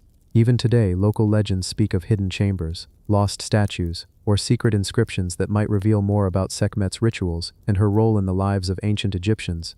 Walking mentally through these shrines, one begins to sense the rhythm of the ancient rituals. Priests and priestesses would chant her praises, offering libations and prayers, calling upon her power for protection, health, and the favor of the gods. You can almost hear the low, melodic hum of ceremonial songs echoing faintly through stone corridors. The carvings of lions in motion, poised in attack or in rest, seem to watch over the temple, guarding secrets that time has not yet unveiled. Sekhmet's duality, her capacity for destruction and healing, mirrors the human experience. Her temples, now quiet and often overlooked, serve as monuments to this ancient understanding. They remind us that life is balanced between light and shadow, power and restraint, fury and calm. And in the quiet of the desert, where the wind shifts sands over worn stones, that balance becomes tangible, almost meditative. Even in modern times, scholars debate the full extent of Sekhmet's cult. Some suggest her worship was closely tied to healing centers, where her divine energy was invoked to cure disease or ward off plagues. Others focus on her martial aspects, highlighting her role as a protector of kings and a punisher of wrongdoers. Yet the truth may be layered, hidden within the stones and the myths, waiting for those patient enough to listen. Visualize the stones of her temples under the soft evening light. Carvings of lions, humans, and deities blend into the rock, telling stories of devotion, fear, and reverence. Each symbol is a note in a quiet song of history, waiting for the observer to interpret its meaning. The shrines are not just remnants, they are vessels of memory, carrying whispers of voices long silent, of rituals long ceased, of a goddess whose presence lingers even now. In this calm, reflective pace, it is possible to feel the connection between past and present. The stones of Sekhmet's temples, worn by wind and time, are not empty, they are alive with echoes of devotion and awe. As you imagine walking through these sacred spaces, listening to the faint rustle of sand and the distant call of birds, the goddess herself seems to watch, silent, majestic, timeless. These shrines invite patience. They teach the importance of observation, the beauty of quiet wonder, and the weight of ancient knowledge. They are reminders that not all mysteries are solved quickly. Some demand slow understanding, reflection, and a deep human curiosity. And so, as you drift in your imagination through Sekhmet's hidden temples, feel the history settle around you like soft sand. Let the stories of her myths, her dual nature, and her sacred spaces flow gently, carrying you into contemplation, rest, and a profound connection to a past that remains alive in whispers of stone, shadow, and memory. The Diary of Murar, How the Blocks Really Moved. Long ago, on the sun-baked banks of the Nile, a man named Murar recorded his daily life in a series of papyrus diaries that would endure thousands of years. His notes, carefully preserved, provide one of the rare windows into the colossal task of building the Great Pyramid of Khufu at Giza. These writings reveal a world of logistics, human effort, and ingenuity that modern minds still find astonishing. Murar's diary does not describe battles or royal ceremonies. Instead, it details something deeply practical yet extraordinary. How massive limestone blocks, each weighing several tons, were moved from quarries near Tura to the pyramid construction site. Reading his entries is like peering over the shoulder of an ancient overseer, watching the rhythm of men, boats, and tools. He writes of the boats, specially constructed for the transport of stone, gliding along the Nile, their timbers creaking gently under the weight of limestone slabs. The river, lifeblood of Egypt, carried these massive blocks, the water's surface reflecting the endless sky, and the laborers' efforts mirrored in ripples and waves. Imagine the patience required, the quiet determination of men rowing, balancing, adjusting, ensuring that each stone arrived safely at the construction site. Murar notes the careful scheduling of deliveries, the timing dictated by the flooding of the Nile, the need for precision in every movement. The blocks were not merely lifted and set, they were choreographed across distances, coordinated with other teams, and carefully positioned to form the pyramid's perfect geometry. There is a calm precision in his words, a gentle meticulousness that evokes both awe and respect. It is easy to imagine the atmosphere along the riverbanks. The sun warms the sand and the stone, while the wind carries grains of dust across the workers' faces. There is a rhythm to their labor, punctuated by the commands of overseers, the creak of ropes, and the quiet splash of water against hulls. The diary captures this rhythm, not in poetic flourishes but in practical notes, a calm, almost meditative record of monumental human effort. Murar's entries hint at the logistics beyond the Nile. Once at the construction site, the stones were hauled over prepared ramps, perhaps lubricated with water or other materials, each stone guided carefully into its position. The diary suggests a blend of ingenuity, trial and error, and the accumulated wisdom of countless workers. Each block is a testament to their endurance, each movement a quiet miracle of coordination. What is remarkable is the human perspective embedded in the diary. Mirror does not exaggerate. He does not glorify the pharaoh or the pyramid. Instead, he records the work as it happened, the small victories and challenges, the daily rhythm of labor that, when multiplied over thousands of stones and countless hands, results in one of the most magnificent structures ever built. Consider the modern assumptions about the pyramid's construction. Many theories speculate about alien intervention or impossible engineering. Yet here, in Mirror's own words, lies a solution grounded in human hands, ingenuity, and relentless determination. The diary reminds us that ordinary people, following careful methods and enduring hardships, achieved something that still baffles the world. As the day ends along the Nile, the diary gives glimpses of life beyond the labor. Mirror notes the arrival of supplies, the rotations of teams, and the quiet moments when workers rested under the shade of palm trees. These small details make the story human, bridging the millennia to let us feel the presence of those ancient hands and minds. In the evening, imagine walking along the quays where Mirror's boats once docked, hearing only the soft lapping of the Nile, feeling the texture of stone underfoot, and the cool breeze carrying the scent of the river. The enormity of the pyramid looms not just in its size, but in the patient rhythmic toil that brought it into existence. The diary also reveals that the task was not solitary. Teams of men worked in harmony, guided by overseers, using methods refined over generations. Ramps, sledges, levers, and simple mechanical devices were all part of this orchestrated effort. Every stone, carefully measured and positioned, was part of a larger vision, one that combined precision, art, and the relentless human drive to create something eternal. Even today, scholars study Mirror's diary, reconstructing the logistics, imagining the pathways, and testing theories. Yet there is a quiet magic in simply reading his words, allowing oneself to be transported to the banks of the Nile, to feel the heat, the movement, and the determination of ancient hands. The diary is more than a record, it is a meditation on human effort, a whisper from the past about patience, diligence, and quiet perseverance. As night descends, you can picture the boats moored along the Nile, the stones resting safely, the workers exhausted yet fulfilled, and the diary itself lying open, preserving their labor for millennia. It invites contemplation, a calm appreciation for the ingenuity that shaped one of the greatest wonders of the world. Through Mirror's eyes, the construction of the Great Pyramid becomes a human story, not just an architectural marvel. The diary teaches that extraordinary achievement does not require the impossible. It requires careful planning, collaboration, and patience.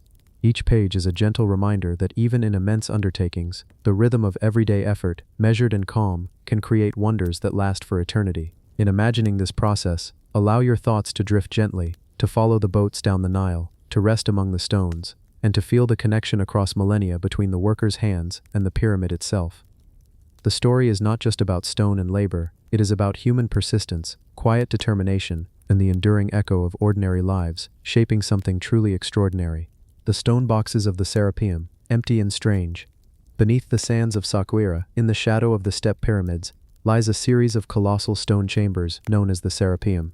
Here massive stone boxes, sometimes called sarcophagi, rest silently, their polished surfaces cold and enigmatic. Some weigh dozens of tons, carved from single blocks of granite, transported with astonishing precision from quarries miles away. They were built to house the sacred Apis bulls, revered in Egyptian culture as living manifestations of divinity.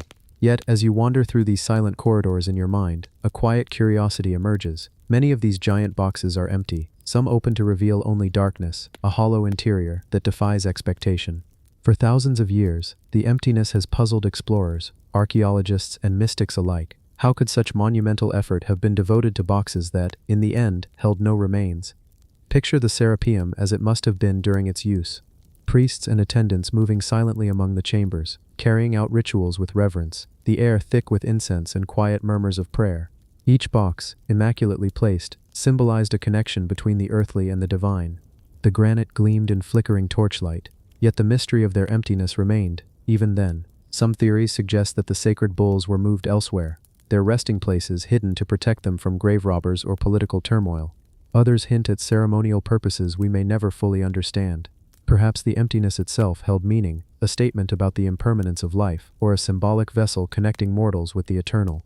As you imagine standing within these chambers, the scale of the stones themselves evokes awe. They are larger than many rooms, impossibly heavy, yet perfectly aligned with careful geometry and understanding of weight and leverage. The construction alone is staggering. Moving single-block granite sarcophagi over uneven desert terrain, likely using sledges, ropes, and sheer human endurance, seems almost impossible. Yet the ancient Egyptians succeeded. They created a corridor of silent, empty witnesses, each box a testament to meticulous planning, devotion, and extraordinary skill. Walk slowly through these halls in your mind. The temperature is cool, the stone walls smooth and echoing faintly. Dust particles drift lazily in the torchlight, and you can almost hear the faint footsteps of those who once walked here centuries ago. The emptiness amplifies the silence, transforming the chambers into something more than just repositories. They become spaces for reflection, for awe, and for the contemplation of human dedication. Consider the symbolism. The Epulized bull was not just an animal, it was an emblem of strength, fertility, and divine presence. The stone boxes were designed to honor it in life and death, and yet, empty or not, the sarcophagi speak to the reverence of a culture that understood ritual, the importance of form, and the mystery of the afterlife. They are monumental, silent, and still communicate centuries later, drawing us into their story without a single word. Even today, scholars study these structures with advanced technology, scans, imaging, and meticulous measurements. They reveal subtle hieroglyphics, hidden chambers, and engineering secrets that continue to amaze. But the ultimate mystery, the emptiness of so many of the boxes, remains unresolved. There is a beauty in this unresolved question, a calm invitation to imagine the unseen rituals, the sacred ceremonies, and the reverent hands that place these boxes with extraordinary care. As you drift mentally through the Serapeum, you might envision the priests moving in ceremonial procession, the sound of sandals brushing against stone floors, the faint murmur of chants resonating along the walls. Outside, the Egyptian desert stretches endlessly, sunlight warming the sand, while inside, the silence and emptiness of the chambers hold a quiet power. These stone boxes are not merely objects, they are guardians of secrets, monumental in scale, and enduring in presence. The emptiness does not diminish their importance. On the contrary, it enhances the mystery, allowing each visitor, each observer, to project their own imagination into the silent interiors. What was the purpose of leaving some boxes empty? Was it practicality, ritual, or a symbolic act meant to endure across centuries? These questions linger, unanswered, yet gently pull the mind into contemplation, allowing for a meditative exploration of history. Think of the weight, both literal and symbolic, of these sarcophagi. Some weigh more than 70 tons, yet they are positioned with remarkable precision, aligned perfectly within corridors hundreds of feet long. Their creation demanded not only skill and strength, but also vision, a vision to create a space that would echo through time, conveying reverence, mystery, and a sense of sacred duty. Let your mind linger on the scale, the emptiness, the precision, and the devotion. The Serapeum is more than stone, it is a story etched in granite, a quiet monument to mystery and human dedication. Even after thousands of years, standing among these colossal boxes in imagination allows you to feel the ancient world breathe, to sense the sacred silence, and to appreciate the subtle power of emptiness. As the mental journey continues, the Serapeum becomes a space for reflection. Its walls, corridors, and empty boxes serve as a bridge across millennia, reminding us of the human desire to honor, to ritualize, and to preserve. Each empty stone box is a quiet question, a gentle nudge to ponder what was, what is, and what will never be known. In this calm, sleepy pacing, the Serapeum offers more than archaeological intrigue. It offers a meditation, a passage through time, and a quiet encounter with mystery. The stone boxes, though empty, are full of presence, filled with echoes of devotion, human effort, and the unsolved riddles of history. By imagining the movement of these colossal sarcophagi, the reverent steps of the priests, and the quiet sacred rituals performed centuries ago, you allow the mind to gently wander, tracing history in a soft, rhythmic cadence. The emptiness itself becomes a companion for thought, a silent guide through ancient Egypt's enduring mysteries, inviting calm reflection, curiosity, and a slow descent into the quiet contemplation of time itself. The Etruscan linen book, Liber Linteus, in Egypt. In the quiet, dimly lit corridors of Egypt's museums, there lies an object that seems almost impossible at first glance. It is not a golden mask, nor a towering statue. It is a bundle of ancient linen, carefully wrapped around a mummy, now preserved across millennia. This is the Liber Linteus, the only surviving Etruscan book in existence. Its story is one of mystery, survival, and cultural intersections that span thousands of years. The Liber Linteus was discovered in the early 19th century, wrapped around the mummified body of an Egyptian priestess named Nessie. How it arrived there is a puzzle that has intrigued scholars for centuries. The Etruscans, a civilization of central Italy, were known for their unique language and rituals, yet most of their written records have been lost. And now, one of the most important Etruscan texts rests in the heart of Egypt, carried across the Mediterranean for reasons we can only speculate. The linen itself is fragile, a delicate textile that has endured centuries of decay. Its fibers, preserved through careful mummification, still hold traces of the ancient script. The Etruscan letters are enigmatic to modern eyes, symbols from a civilization that has left more questions than answers. Each fold, each stitch in the linen, is a reminder of the labor and precision of the past. Imagine the hands that wrote these letters, the careful attention to detail, the ritualistic significance of the text, and the reverence with which it was treated. The content of the Liber Lentis is largely ceremonial. It is believed to be a ritual calendar, guiding the performance of sacred ceremonies, marking festivals, and detailing offerings to the gods. Though its full meaning remains elusive, researchers can piece together glimpses of the spiritual life of the Etruscans. The book is both practical and mystical, a guide to navigating the divine world, etched in a language that few today can fully decipher. As you imagine the text, think of the quiet rooms where priests might have chanted, their voices echoing in sacred halls. The Liber Lentis would have guided them, a silent companion in the rhythm of ritual life. Its words were more than letters, they were instructions, prayers, and invocations. Each line connects us to a human past that was deeply spiritual, structured, and meticulous. Its journey to Egypt remains a tantalizing mystery. How did a book of Etruscan ritual end up wrapped around an Egyptian mummy? Some suggest trade routes or diplomatic exchanges, others propose ritual repurposing. Whatever the reason, it is remarkable that this text survived at all. Linen, a perishable material, rarely endures centuries of burial, yet here it rests, a fragile bridge between civilizations.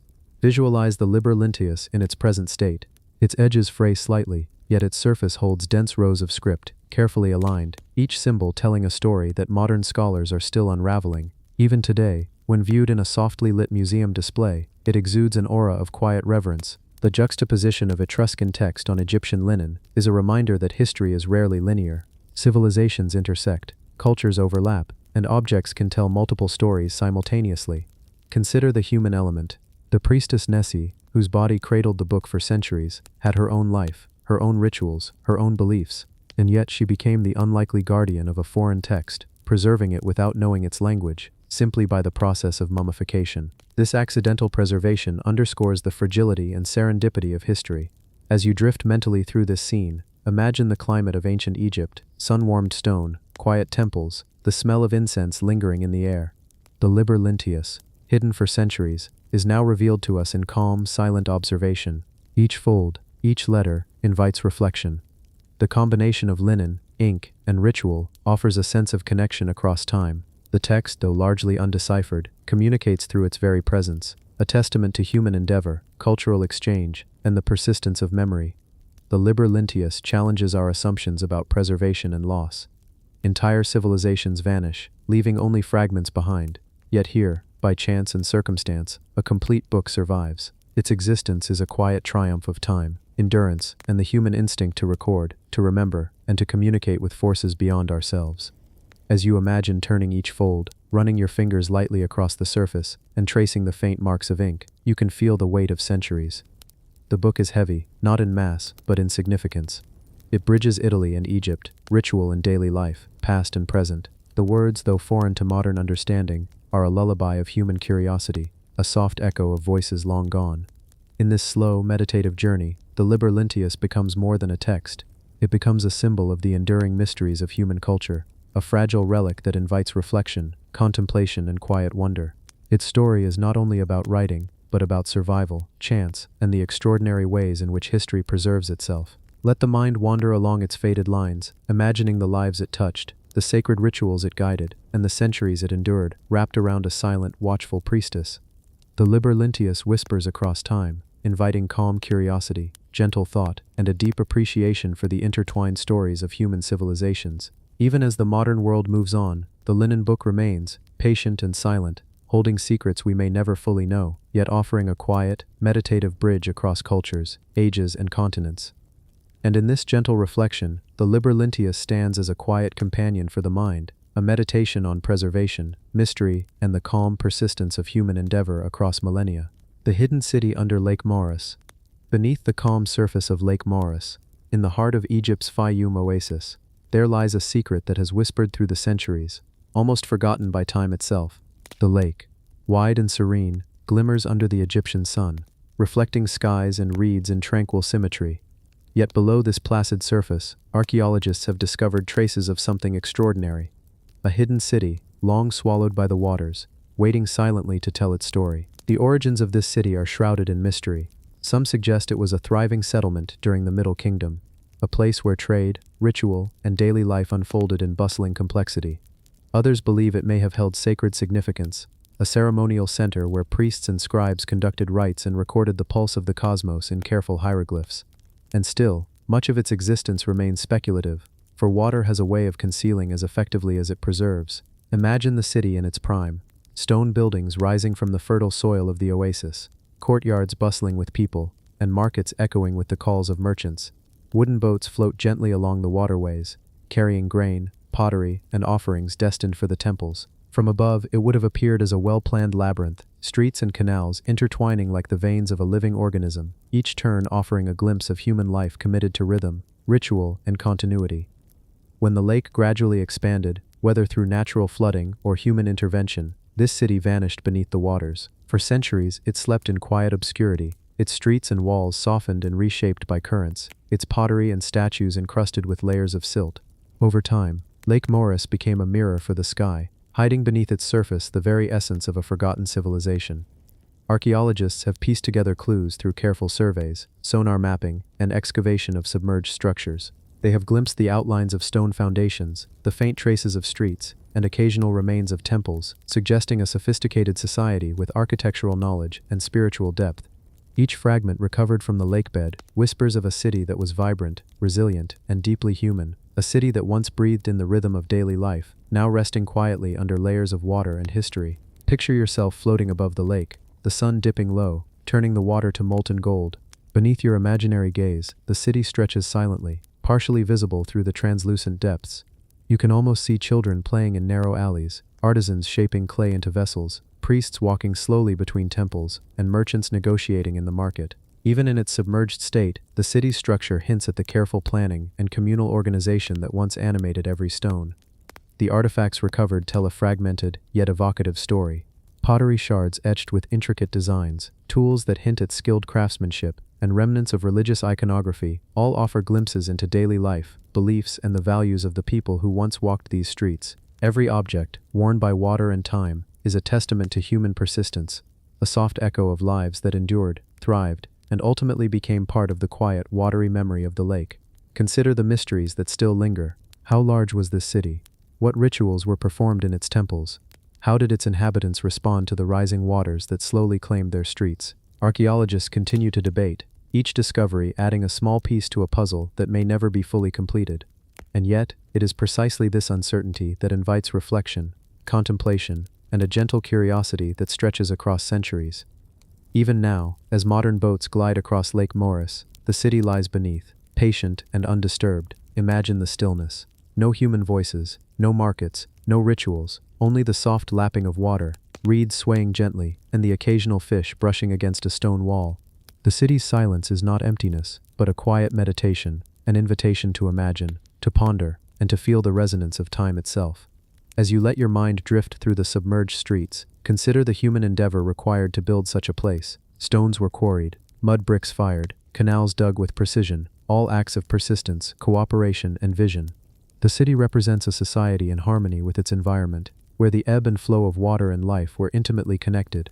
Even in its drowned state, it continues to teach us about resilience, creativity, and the delicate balance between nature and civilization. Picture wandering down an alleyway, partially visible through the clear water. Broken pottery hints at a merchant's shop. A stone threshold suggests a home once filled with laughter, family, and the quiet rhythm of domestic life. These fragments, silent yet eloquent, carry with them the essence of human existence, patiently waiting for our imagination to breathe life into them once more. Lake Moeris itself becomes part of the story, not merely a covering, but a protector and preserver. Water shields the city from the ravages of wind, sand, and human interference, ensuring that even after millennia, the outlines of a remarkable civilization remain intact, whispering its secrets in calm, muted tones. As the sun sets, casting long shadows across the lake, the city beneath is illuminated, not by light, but by imagination. You can almost hear the faint echoes of footsteps, the rustle of fabric, the distant chanting of priests, and the quiet murmur of daily life, preserved in water, waiting for minds patient enough to explore it. The hidden city under Lake Moeris is more than an archaeological site. It is a meditation on time, human effort, and the mysteries that linger beneath the surface of history. Its waters, still and reflective, invite a calm journey through imagination, allowing us to feel connected to lives that have long since passed, yet remain present in the silent memory of the lake. As you rest, envision the city, its temples, homes, and streets lying peacefully beneath the water. Let its quiet persistence remind you of the endurance of human culture, the delicate threads that link past to present, and the gentle mysteries that continue to linger, patiently waiting to be discovered by those willing to see beyond the surface. The obsidian mirror of ancient inscriptions. In a quiet corner of an Egyptian tomb, amidst dust, shadows, and the lingering scent of antiquity, lies an artifact that has puzzled historians and archaeologists for generations: the obsidian mirror. On the surface, it may appear simple, a smooth black reflective stone, dark as night, but the inscriptions etched into its surface reveal a story far more enigmatic than any mere reflection could suggest. Obsidian, a volcanic glass, has been treasured for thousands of years for its sharpness, beauty, and mysterious qualities. In ancient Egypt, it was often considered a bridge between the physical world and the spiritual realm, a tool capable of reflecting more than just a person's face. The mirror itself is small, handheld, yet its significance seems vast, almost as if it contains a portal into another dimension, a doorway to hidden knowledge. The inscriptions on the mirror are delicate, faint, and incredibly detailed. They depict figures, symbols, and hieroglyphs that defy easy interpretation. Scholars have debated their meaning for decades. Some suggest they are ceremonial texts, used in rituals to communicate with the divine or with the spirits of the dead. Others propose they were tools of divination, a means for priests to glimpse the future or uncover hidden truths. Yet no consensus has been reached, and the mirror remains a silent enigma, holding its secrets tightly within its glassy surface. Imagine holding this mirror in your own hands, its smooth, cold surface against your palm. As you tilt it, the light catches the tiny scratches and etchings, causing them to shimmer and dance.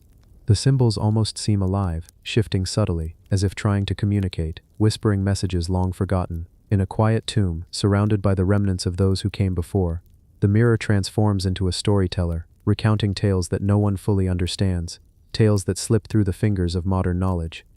Historians suggest that obsidian mirrors were more than mere objects of beauty. They were instruments of ritual, placed carefully in tombs alongside the deceased. Perhaps they were meant to guide the soul through the afterlife, reflecting not the physical self, but the spiritual essence. Some mirrors are found with intricate handles, shaped like lotus flowers or symbolic animals, enhancing their ceremonial importance. Others bear inscriptions that reference gods, cosmic events, and sacred chants, as if the mirror itself were a scripture, carved in black stone to be eternally preserved. The craftsmanship is remarkable. Ancient artisans with limited tools managed to polish volcanic glass to a near-perfect reflection and carve inscriptions with astonishing precision. Each line tells a story, yet one that resists complete understanding. Could the inscriptions be a forgotten language, or perhaps an arcane system of symbols whose meaning has been lost to time? Every scholar who studies the mirror comes away with questions, often more than answers, leaving the artifact as much a puzzle as a treasure. The mirror's history is equally fascinating. Many have been discovered in royal tombs, but some appear in the possessions of high priests or other prominent figures. Its presence signifies status, spiritual authority, and perhaps a direct connection to mystical knowledge. To ancient Egyptians, the mirror may have been a tool to peer into the divine, a way to observe the hidden order of the universe, or even a method to protect against malevolent spirits. When you visualize the mirror in its original context, consider the atmosphere of the tomb. The air is cool, filled with centuries of dust and incense. Light filters through cracks, catching the edges of the mirror and casting subtle reflections onto walls painted with scenes of gods, rituals, and the eternal journey of the soul. In this quiet, shadowed space, the mirror becomes more than an object. It becomes a conduit, connecting the living and the dead, the seen and the unseen. Think about the rituals that might have accompanied it. A priest kneels before the mirror, whispering chants, tracing the inscriptions with careful fingers. The mirror captures flickering torchlight, reflecting not just the priest but glimpses of gods, spirits, or perhaps visions of the future. Outside, the world continues unchanged, yet within the tomb, time is suspended, and the mirror holds sway as a silent witness to human aspiration, curiosity, and reverence. Modern archaeologists and researchers have tried to unlock its secrets using infrared imaging, chemical analysis, and digital reconstruction, yet many mysteries remain. The inscriptions resist translation. The mirror's true purpose eludes definitive understanding. Some even suggest the mirror may have been used to amplify meditation or induce altered states of consciousness, allowing those who gazed into it to experience visions beyond ordinary perception. Its allure is timeless. Visitors to museums, scholars in research labs, and casual enthusiasts alike are drawn to its dark, reflective surface. It evokes wonder, curiosity, and a quiet sense of the uncanny. Unlike many other artifacts, the obsidian mirror is both intimate and monumental. It invites contemplation, encourages stillness, and quietly challenges our understanding of what ancient Egyptians knew, believed, and valued. Imagine spending hours observing it, tracing the curves and lines of the inscriptions with your eyes, letting your thoughts drift gently. The mirror reflects more than your face. It reflects questions, possibilities, and the profound mysteries of human history. Each glance offers a moment of quiet reflection, a reminder of the ingenuity and spiritual depth of civilizations long past. The obsidian mirror may never fully reveal its secrets. Perhaps it was never meant to. Perhaps its purpose is precisely to inspire thought, wonder, and quiet meditation, an artifact that bridges millennia, connecting us to a world where the sacred, the practical, and the mysterious were intertwined seamlessly. As you imagine the mirror, in the dim light of an ancient tomb, allow the calm of its presence to envelop you. Let the quiet intricacy of its inscriptions and the cool depth of its polished surface guide you into a reflective state. In this stillness, the mirror serves not only as a relic of the past, but as an invitation to contemplate, to dream, and to experience the timeless mystery of human imagination. The obsidian mirror of ancient inscriptions remains an eternal enigma, silent yet profound, mysterious yet inviting. It is a quiet reminder of the depth of history, the ingenuity of humanity, and the enduring allure of objects that speak without words, whispering their stories across the ages, patiently waiting for those willing to see, to wonder, and to listen. The phantom temples of Nubia, lost structures. Far to the south of Egypt, along the winding banks of the Nile, lies a land of sun, sand, and secrets. Nubia. For centuries, its golden sands and rocky cliffs have concealed ruins and relics, hidden from the eyes of most, whispering stories of a civilization that thrived, yet remains largely unknown. Among these hidden marvels are what some call the phantom temples, structures that time has nearly erased, leaving behind fragments, shadows, and echoes of what once was. These temples are unlike the well-documented monuments of Giza or Luxor. Many have been swallowed by the sands, submerged by the Nile's shifting waters, or buried beneath centuries of sediment and silt. They do not announce themselves with towering obelisks or grand statues. Instead, they linger quietly, subtle, almost ghostly. Archaeologists have discovered foundations, scattered blocks, and the faint traces of hieroglyphs that hint at temples whose names and purposes are largely lost to history. Imagine walking along the desert floor where these temples once stood. The wind brushes your face, carrying the dry, earthy scent of the sand. You see the remains of carved stones peeking through the dunes, smoothened by centuries of exposure. Some stones bear faint inscriptions, symbols of gods and kings, some familiar, some utterly alien. Even in their fragmented state, they convey a presence, a silent assertion that these places were once centers of devotion, power, and sacred ritual. Nubia was home to kingdoms that rivaled Egypt in wealth, military strength, and religious sophistication. The temples here served multiple purposes. They were places of worship, tombs for the elite, and centers of learning and ceremonial gatherings. Yet many of these temples were deliberately dismantled, either during wars, religious shifts, or as later rulers sought to erase the traces of former powers.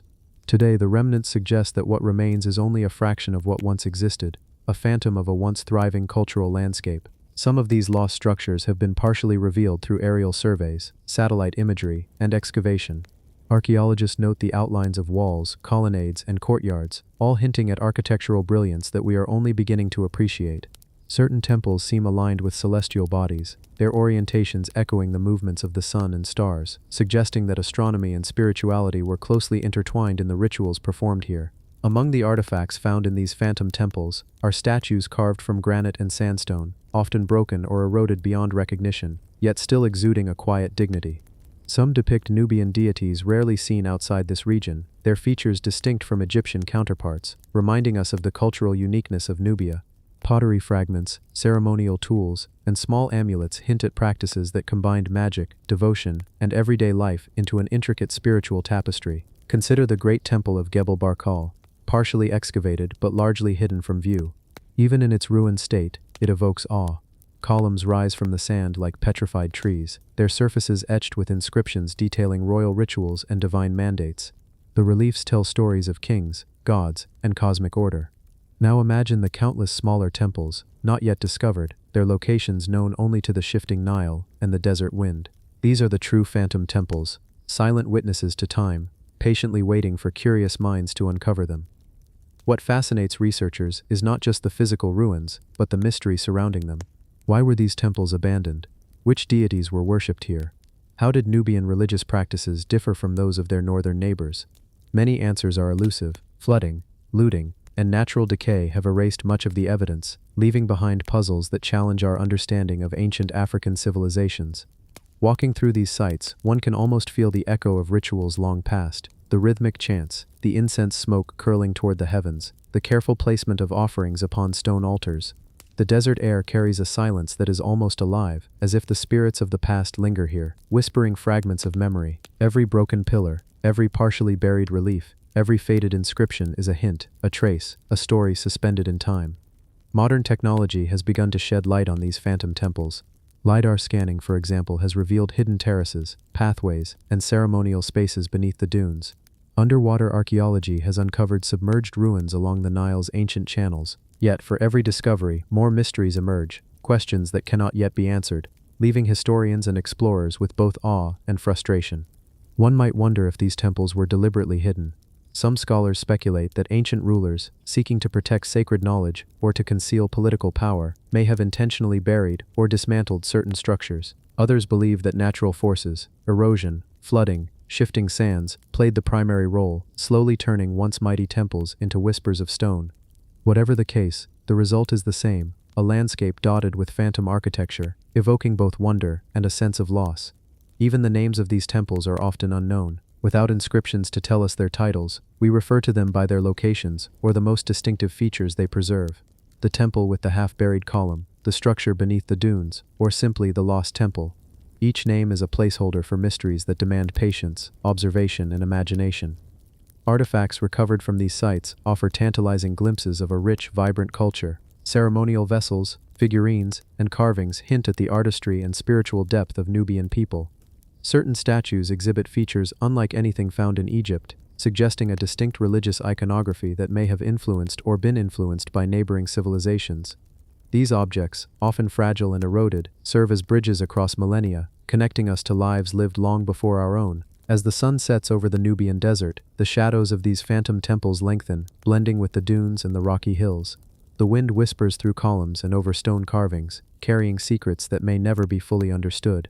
And yet, in this quiet, in the patience required to study and explore, there is a profound beauty, a connection to a civilization that thrived, evolved, and then disappeared into time. The phantom temples of Nubia remind us that history is not always neat or complete. Some stories are partially lost, waiting for discovery, interpretation, and imagination to bring them back to life. For those who wander among these ruins, even in thought, the experience is both humbling and enchanting. It is a chance to step into a world that existed thousands of years ago, to feel the presence of people who built, worshipped, and dreamed in ways that continue to captivate us today. These lost structures, hidden beneath sand and river, are quiet yet persistent. They do not shout their significance, they wait. And for those who come seeking knowledge, curiosity, or even a moment of reflective calm, the phantom temples offer a gentle, mysterious invitation, a journey through time, space, and the quiet mysteries of an ancient land. Golden essence, unfound treasures of King Teti. Deep within the sands of Egypt, past the bustling modern cities, and along the silent necropolises of Saqqara, lies the tomb of King Teti, the first pharaoh of the 6th dynasty. Though archaeologists have uncovered the main burial chambers and some of the treasures within, much of Teti's wealth, his golden essence, is said to remain unfound, hidden by time, forgotten by history, and whispered only in fragments by the wind across the desert. The story of King Teti's treasures begins with the understanding that ancient Egyptian burials were not mere interments, they were complex rituals, designed to ensure a pharaoh's journey into the afterlife. Every object, from the simplest pottery to the most ornate jewelry, held a purpose, carrying symbolic weight, protective powers, or spiritual significance. Teti's tomb, constructed over 4,000 years ago, would have been no exception. A labyrinth of chambers, adorned with gold, stone, and precious artifacts, meant to honor his reign and secure his immortality. Despite centuries of exploration, many of these treasures remain elusive. The tomb itself has suffered from both natural decay and human interference. Time has eroded walls, collapsed ceilings, and buried some chambers entirely beneath shifting sands. Looters, driven by greed, have historically ransacked Egypt's tombs, leaving behind empty corridors where treasures may once have gleamed in candlelight. And yet reports of hidden chambers, sealed niches, and unexamined tunnels suggest that Teti's golden essence may still lie undiscovered. Imagine stepping quietly into this ancient tomb. The air is cool and heavy with the scent of stone, dust, and history. Shadows stretch across painted walls depicting scenes of daily life, divine rituals, and the pharaoh's journey into the afterlife. Every step echoes softly against stone floors, worn smooth by centuries of time. The walls whisper stories in hieroglyphs, revealing glimpses of rituals, ceremonies, and the meticulous care with which King Teti was prepared for eternity.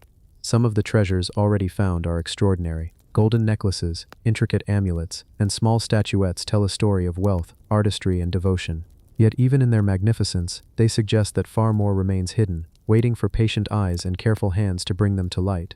Scholars speculate that secret chambers may have held entire collections of gold, ceremonial masks, or sacred relics, objects that could provide unprecedented insight into the religious, political, and social life of the 6th dynasty. The quest for these treasures is not just about gold or fame. It is a journey into understanding the past, the mindset of a civilization that revered its rulers as divine intermediaries, and the delicate balance between life and death in their cultural imagination. Every artifact, found or unfound, represents a bridge across millennia, connecting us with people whose names and deeds shaped a world that still fascinates us today. Archaeologists studying King Teti's tomb have noted unusual architectural features: walls that suggest additional chambers, niches that appear sealed with mortar, different from the surrounding stone, and passages that were intentionally hidden. These subtle anomalies fuel speculation that Teti's most precious possessions were deliberately concealed, either to protect them from thieves or to preserve sacred knowledge meant only for the afterlife. The golden essence is more than a metaphor for material wealth.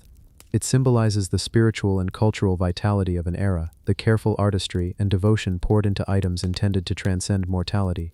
Each piece, each artifact, carries with it a story of human ambition, divine reverence, and the relentless pursuit of eternity. Even fragments of pottery, when found in their original context, can illuminate the way of life, trade networks, and daily practices of a civilization long gone. Imagine for a moment the lost chambers within Teti's tomb. Hidden behind a false wall, or beneath a collapsed ceiling, golden artifacts gleam faintly, untouched by human eyes for thousands of years. The stillness is profound, the air timeless, carrying the whispers of artisans, priests, and the pharaoh himself. Every object is a message across time, awaiting discovery by those patient and respectful enough to interpret its meaning. Modern technology has opened new possibilities in the search for these treasures. Ground-penetrating radar, advanced imaging, and non-invasive excavation techniques allow archaeologists to detect voids, anomalies, and hidden chambers without disturbing the tomb's integrity. Yet for every hint of a hidden room, there are more questions. What lies beyond the sealed doors? Are these treasures intact or scattered? Did the pharaoh himself authorize secret hiding places to protect them for eternity? For those who study the 6th dynasty, King Teti represents a link between the grandeur of early Old Kingdom rulers and the complex developments that would shape later Egyptian dynasties. His tomb, though partially uncovered, holds potential secrets that could redefine our understanding of ancient burial practices, religious beliefs, and the material culture of the period. The treasures may reveal rituals and artistic techniques unknown to modern historians, offering a glimpse into a civilization at the height of its ingenuity. The golden essence of King Teti's tomb reminds us that history is not always fully revealed. Some stories remain suspended in time, waiting for discovery. The artifacts, whether hidden or found, teach patience, reverence, and curiosity. They invite us to imagine the hands that shaped them, the ceremonies that honored them, and the civilizations that cherished them. As the sun sets over Saqqara, casting long shadows across the desert, one can almost hear the echoes of a distant past, the faint clink of gold, the whisper of ceremonial robes, the hushed chants of priests, and in that silence, the allure of King Teti's golden essence persists, drawing the curious, the dreamers, and the seekers into a meditation on time, legacy, and the mysteries that continue to lie beneath the sands of Egypt. The hidden treasures are more than objects, they are stories, lives, and dreams preserved in gold, stone, and memory. And as we imagine wandering through these silent chambers, we are reminded that history's most precious secrets often await quietly, patiently, and unseen, just as they have for thousands of years. The stone cartouche that doesn't match any pharaoh. In the quiet corridors of Egypt's ancient history, hidden beneath layers of sand, dust, and the careful hands of time, lies an enigma that has puzzled archaeologists and historians alike.